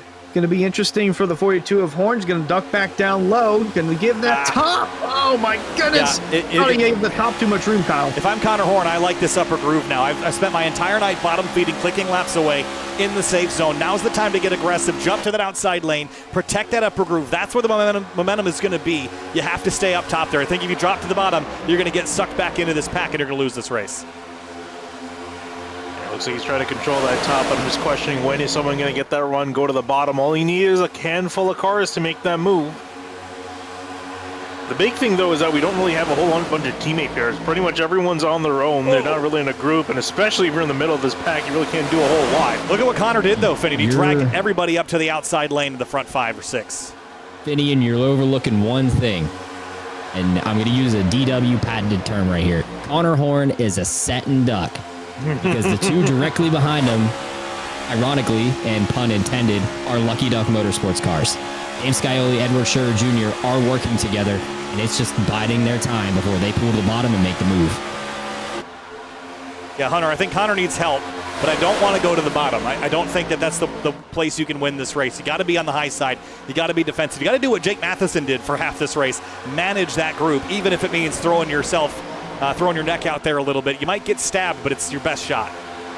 Well, the best thing he can do is hope for a caution to kind of even things out, as the closest teammate he's got is Skylar Shackelford, and he is just on the cusp of falling outside that top 10. But yeah, that's basically Connor's best bet, as there's no denying it that the 17 and the 7 are going to make their move to the inside. It's just a matter of when.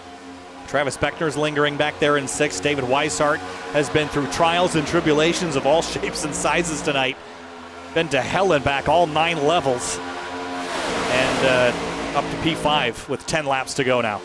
Yeah, I can tell you here comes the chance where those 2, the 17 and the 7, can jump on down with Nathan Jump leading that bottom lane. They've been slowly working their way up the order, especially you'll see right here in the turns. You're going to make a huge head full of his team, so this is a perfect opportunity for the 7 and the 17 to jump down. 64's in the wall there, Hunter. Yeah, that was Ed Robertson scraping the wall, but Nathan Jump won the Truck Series race in Las Vegas not too long ago. So he knows how to win on a 1.5 miles. Can he do it on the Cup level as he's trying to bring that inside line closer to the leader, Connor Horn? He's got a mirror full of Ed Shearer Jr. coming across the stripe. Less than 10 to go. 9 laps to go now. A little bit of lap traffic. I think that's Vincent Cortez that they're about to go by. And the way that the body language of these following cars is leading is exactly what Eric Weinland said. They're just sitting and waiting here. They could make this 2 and 3 wide, but that wouldn't help them. They're going to wait until 1 to go, maybe 2 to go, and then they're going to make their move with the team cars together. Connor's just got to get super defensive on that last lap and just don't pick the wrong lane. Someone will come, as soon as that second pack pulls out, Finian, it's going to suck all the momentum away from both cars. So someone's going to be coming up the outside, someone will come up the inside. Just know that you have to get your mirror very packed full and very busy as soon as the cars from behind you duck out of line. Contact between the 81 and the 29 on the bottom lane, almost getting turned around the 29, so they lost some momentum. So that inside lane, they started to get there, but they started to hit a really big wall around the third, fourth car on the outside lane. So they've fallen off quite a bit now. So it's still single file outside lane, but again, it's just a matter of when someone's gonna make a move. All it takes is a couple of cars. I think I just saw one of them. Cameron Hearn's gonna jump out of line, jump to the bottom. Yeah, Hearn surprised me there. I thought the first driver to make their move would have been that 28 of Travis Beckner. I mean, we've seen him a number of times tonight not be afraid to push the envelope a little bit, and hasn't done it just yet. Also, looking in front of him, the 33 David Weissart. How many cautions has he been near or involved in? Yes. He's running fifth right now with 7 to go. 33 cars in a pretty good spot to possibly pick up the top 10. Like Dante's Inferno, all the different levels of hell, and then back out the other side somehow. Or sucks some momentum out of that upper groove. It just leaves 3 drivers, Horn, Sherritt Jr., Scioli. A little bit of a gap back to Seth Knoll now. It's going to help the 4 and the 13. And look at all the Fords lined up on the bottom. Yeah, I was going to say a mix of Fazekas Motorsports and Lucky Duck Motorsports on the bottom. And actually surprised there that the 7 and the 17 are not deciding to jump out, because Cameron Hearn's got a pretty solid run going, but they're still committed to staying in that top lane. This could hurt them. And the commentator's curse strikes again as Weishart falls outside the top 10. Might be a good spot, though, because they're about to get real racy up in the front. Less than 5 to go when they come across the stripe. It'll be 4 to go. Cameron Hearn leading the way on the bottom. Georgia native trying to pick up that first hometown win. Yeah, best case scenario for Connor Horn is that there's a yellow to bring this race to a green-white checker. It'll kill all the momentum, kill all the plans that are strategizing right now. You need to stunt and blunt those, and the only way that's going to happen is with a yellow. Otherwise, it's going to get very busy. Eric Wineland said in the pre-race, whoever's leading on the last lap is not going to win this race. Connor's going to try to upset the apple cart with that. 3 laps to go next time by the stripe. Coming down to the thick of it here. It's all starting to heat up. Everyone's kind of bunched back up near the front. Cameron Hearn's really close to the front. Cedric Hunter, we've seen him be aggressive on that bottom lane. And you can see the 17 being aggressive to the back of the 42. Yeah, Scioli and Ed Shearer Jr., this is not how they wanted it to go. I mean, they do have another car on the inside in Cedric Hunter, but they don't have a room to make a move to the inside unless they get a big push. So this is actually working out for Connor Horn in that case, but you still have to worry about the 4 of Hearn on the bottom and the run that the bottom line has been getting. Yeah, the 17 and the 7, ideally, would like to shove the 42 clear, then dispatch him on their own. We're 3 miles away from knowing who wins this race. 2 laps to go this time through.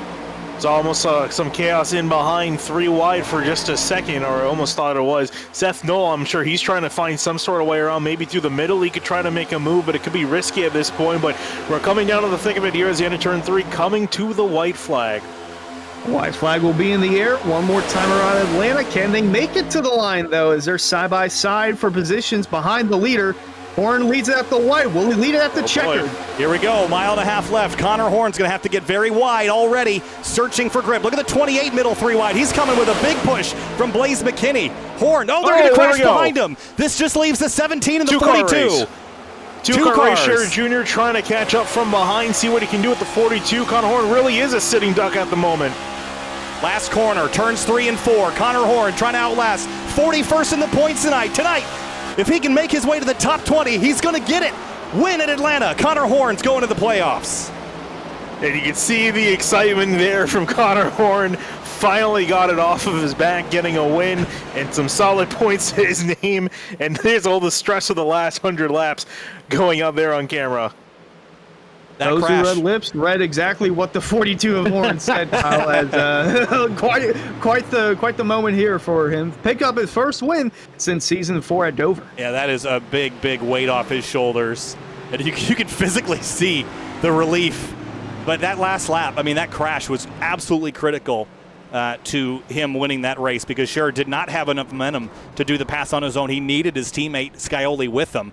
But as they got collected in the background, there was just not enough momentum to do anything with Connor Horn. Eric Wineland Connor, if he can make his way to the top 20 in points, he's well on his way to being in the playoffs with that win. That would lock him in. That is probably, considering how Connor finished out the season last season, I would expect that win just got another driver into the playoffs. What a drive from the 42.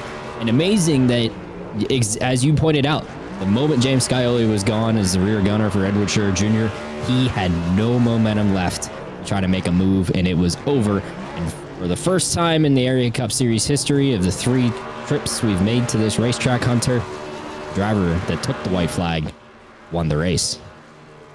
He changed that tonight. Very. Oh, look, no steering wheel. That's the Kyle Larson move. That's an ode to his favorite driver. The no steering wheel burnout. I've never seen that in iRacing before. I thought the sim would freak out. That's cool. All right, guys, let's have a look at the last lap and kind of digest what happened there with the crash in the background in particular.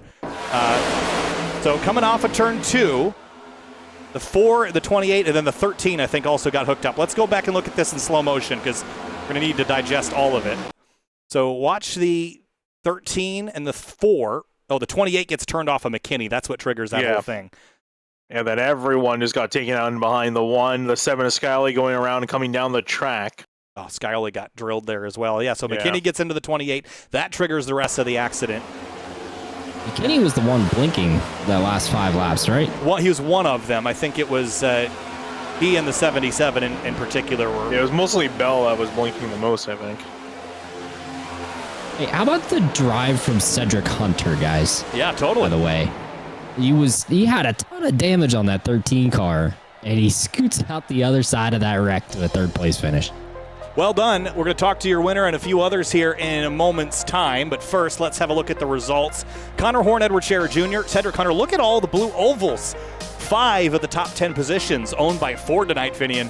And with about 50 laps to go, it was almost all Chevrolets. How the mighty have fallen in the tail end of that one.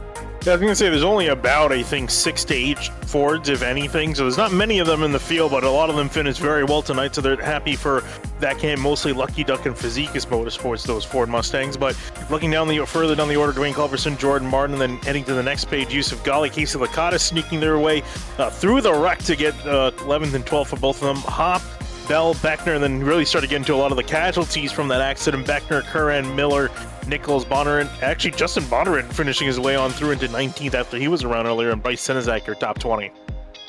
Yeah, crazy night for those behind the top 20, including the one with Seth Knoll.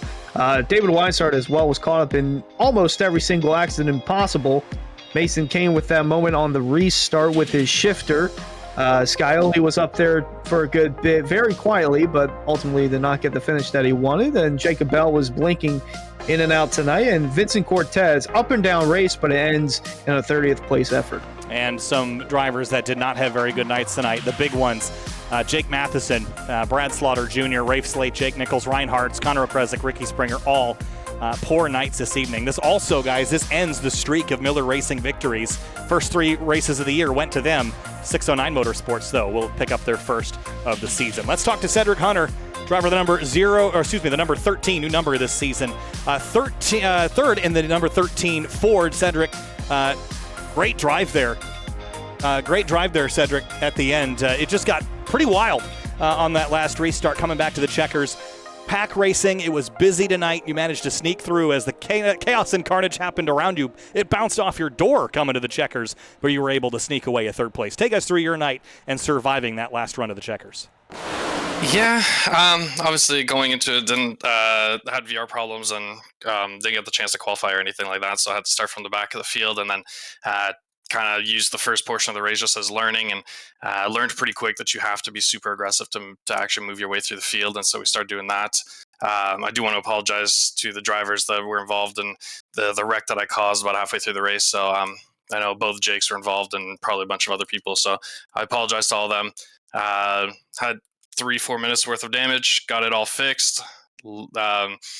Typically I tend to hate the new damage model, but tonight it really paid off. We got it all fixed and got very fortunate there with the last couple runs and got our way up to the front of the field, had the wreck there on the white, and finally got ourselves a top 3 finish. It took a season and some change, but finally got an interview.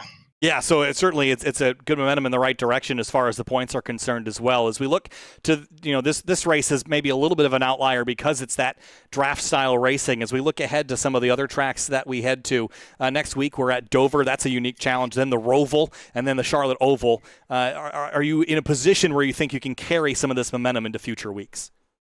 Yeah, I hope so. I mean, we have, Dover's a pretty good track for us, and so is both Charlotte's. I'm actually going to have to put down practice laps for once for the Roval. But I think if we're able to do that, we could probably come home with at least top 10, and hopefully take those steps to squeezing our way back into the playoff hunt. We had a few terrible weeks, including last week where we had VR problems again. So, we have a hole to climb out of, and the next few weeks should hopefully help that. Cedric, thanks for talking to us. 3rd place in the number 13 Ford. Congratulations, and we look forward to seeing you next week. I appreciate it. Just really quickly, I just want to give a shout out to Lucky Ducks, Roasted Gems Coffee. If you are interested in premium coffee, please go to their website, roastedgems.com, and use code Lucky Ducks for 15% off your purchase. Thanks, Cedric. Congrats. We'll see you next time. Thank you. Edward Scherer Jr. comes home in 2nd place, and while you had a teammate lined up and you were in position to maybe steal one from Connor Horn there, by the time it was time to strike, everything unraveled behind you there on that last lap. Didn't have the momentum to take down Connor Horn. Take us through that last restart, the last run to the end, and sizing up to 42 just to come up a couple tenths short. Yeah, well, first of all, it's great to finally be up here. It's been a long time coming, but it's nice to have this happen. But plan was to go with my teammates there in the end with Cedric and James, and unfortunately James got hooked there going into 2, and just didn't get enough out of Cedric. I think he had to check up a little bit on the apron to avoid all of it, so it was just me and Connor, and I just couldn't get enough draft to get to Connor and even try to make a move. Maybe there on the, if I had like another lap or so, maybe, I don't know. It was gonna be rough either way with just us two, but congrats to Connor. He did a heck of a job with Kyle controlling the race. I had fun pushing him, like I was just telling him down there, and did everything I asked of him. I mean, it's hard to get decent people with that understand a little bit of like what the pusher needs sometimes. Like I needed air at the right times, and he was able to give me some room. But yeah, overall, it's disappointing, but after how the first couple of weeks went and the beginning of the season, I'll gladly take 2nd. I know we were close to a top 10 last week, but this definitely feels like a win. But just hoping to keep the confidence still going. Well, it's a great night for you, and just came up just a little bit short. Led 10 laps in this race, Edward. Congratulations. We'll see you next week at Dover. Very different challenge at the 1 mile concrete banks. Yeah, thanks a lot, guys. Appreciate everyone at Lucky Duck Motorsports and all of our sponsors at Simrat Market and Roasted Gems Coffee for sponsoring the car, and definitely looking forward to Dover, one of my better tracks. So hopefully get a little bit, one more spot better next week and see what we got. Monster Mile up next. Thanks. Well, let's talk to Connor Horn. It's about time to bring him in here and chat with the race winner. Connor, it's been a long time coming. You end the drought tonight, and I wanted to pick you in the pre-race. Finian picked you, so he's going to get the most points on the board. All right. Cool. You led a bunch of laps, a lot of them in the last 30 or so. Tense moments, I think you knew the drivers behind you were teaming up a little bit, and then all of a sudden their plan fell apart when the field crashed behind. So take us through that last run. You were on the bottom all night managing, just clicking away laps, and we're up front when it counted most. Yeah, Finian's my favorite co-commentator now, so thank you, Finian. But yeah, it was a crazy race. I mean, you had, Matheson was up there, Beckner was up there, Seth Knoll was crazy aggressive like he always is, but I never really wanted to go block them. They were fighting to get to everyone's right rears in the middle lane. I was just fine with leading the bottom line and just being the first guy in the bottom line because I knew that top line was the dominant line, but I knew no one on the top like Matheson and Slate that one run. They weren't going to come down and clear me, so I was just fine with leading the bottom line with Matthew Bell and Shear pushing me on those few different parts of the race. I left the tire set in the pits just because it still seemed like track position was very important. Once the line stopped getting big runs as the race went on, it just seemed harder and harder to get track position because going in the middle, if you don't have the push and a big run and the hole to clear up to the third lane, you're going to go right back where you came from. So that was really important as well. The final few restarted 12th. I had to, I think, force for someone in the middle. That worked out for me, got the 8th. Then on that last restart, just was able to get to the front and get in front of Matthew Bell again. And when he went to the top, I had a feeling that I knew I was gonna have to run the top to the end of a race eventually if I was in that position. It was just a matter of when. And I didn't even know no one was behind Matthew when we both went up. I was like, all right, this is it, top to the end. And yeah, he got forced out. Then I knew it was Sheer and Sky Early behind me. I knew they were teammates. I knew I was probably just waiting until the very end for them to make a move. Luckily, just ran top, almost let the bottom get there, but it seemed like when Cameron's line got there, they kind of just stalled out and got a little too much side draft between one another. And then I knew I was going to have to do something crazy out of 2, and that never happened because they wrecked. I guess Blaze turned Beckner, and it somehow Skyoli, so it ruined Shearer's run. I was just able to run bottom at that point and get to the line. Crazy race. I don't win these races. I always run at the back and usually get wrecked somehow, but I think I started pole and won. That never has happened in the history of iRacing, so I'm pretty pumped about that. Well, I did not think I was going to win Atlanta. It's crazy. Yeah, it's a great one for you, and you'd mentioned that it's been a really tough start to the season, 41st in points, best finish at 29th. This sends the direction in the right way, but still a lot of work to do. 30th in points, you need to get to 20th for that win to get you into the playoffs. How rejuvenating is this for your efforts to get back in the playoffs and take another run at a championship? It's just all about confidence. My confidence has been shot the past 3 weeks. Really bad runs, and seems like every other week, the last 3 weeks have, I think twice, I got wrecked twice at Vegas. I was, kind of caught up in a wreck at Daytona with my teammates, so that was bad. Then I wrecked in a dog-leg at Phoenix on my own, so the confidence completely shot. Not even finishing above 29th in 3 races. My only strong finish was the shootout, and I was on fuel mileage. So yeah, it's just getting the confidence built is so important in making a run to get back into the top 20 and get that points position up. I mean, you can't do anything from 41st. I mean, even with 9 weeks to go coming in tonight, that was 50 points to the cut, and that just doesn't. It's hard to make that up because you got to be consistent over 9 weeks after 3 bad finishes.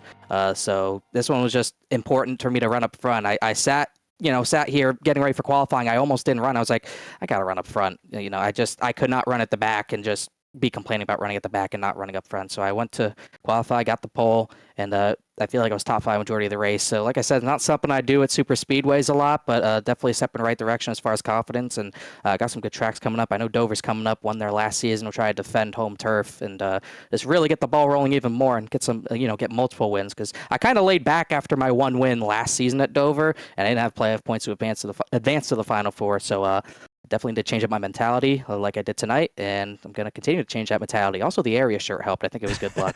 Area.shop, something like that. Yes, you got it. Connor Horn wins at Atlanta. That's a big confidence boost heading into the track where you won last season. Connor, congrats. We'll see you next time. Yep, I'll see you next time. I'll see you tomorrow. Actually. Yeah, indeed, for the truck race. Thanks, Connor. Congrats. Thank you.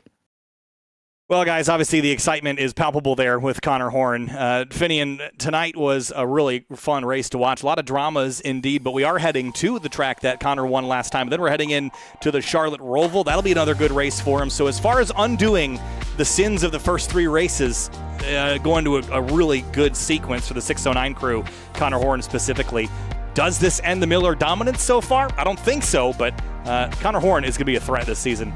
Just wait. Yeah, the interesting thing is that we've seen a lot of brilliance from some of the other teams, like 609. They have got a pretty good stable with Jeremy Miller. Kyle Shackelford's been stepping up this season. Lucky Duck, a couple of their drivers have been poking their nose. Obviously, Solar Flare's been poking their nose, but no one's been able to stably be up there near the front like Miller Racing has so far this season. So that's really going to be, again, the consistency as a team, like we talked about with Solar Flare earlier in this race and in this season. That's going to be the thing that Miller has been dominating in. We'll see again. It's still early in the season, only 4 races in, a lot can change.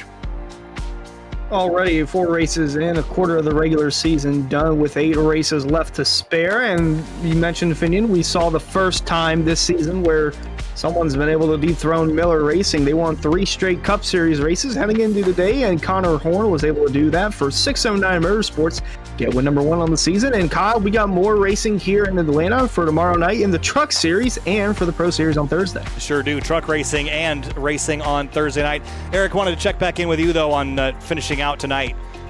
Some things to tidy up here. Miller Racing still holds that points lead, but Connor Horn still got some work to do, only up to P30. Your final thoughts here on Atlanta? So a couple notes there. 4 drivers have gained 11 positions in the standings from their finishes tonight.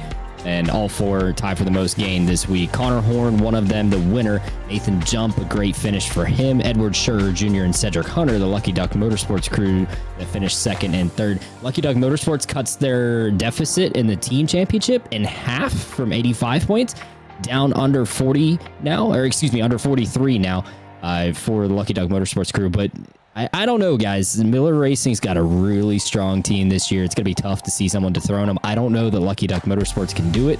They have the momentum, though, so it'll be interesting to find out what they do in 2 weeks' time at Dover, Kyle. Yeah, that's a good point to mention. We are off next week because of the holiday week, so we will be back tomorrow for the Truck Series. We will be back on Thursday for the Florida State Builders Pro Series. That's all what's coming up. But until the Monster Mile, 2 weeks from now, Dover, Delaware. We'll see you there for 150 laps. And right back on twitch.tv/Area iRacing and youtube.com/SimTV Broadcasting tomorrow for the Truck Series race right here from Atlanta.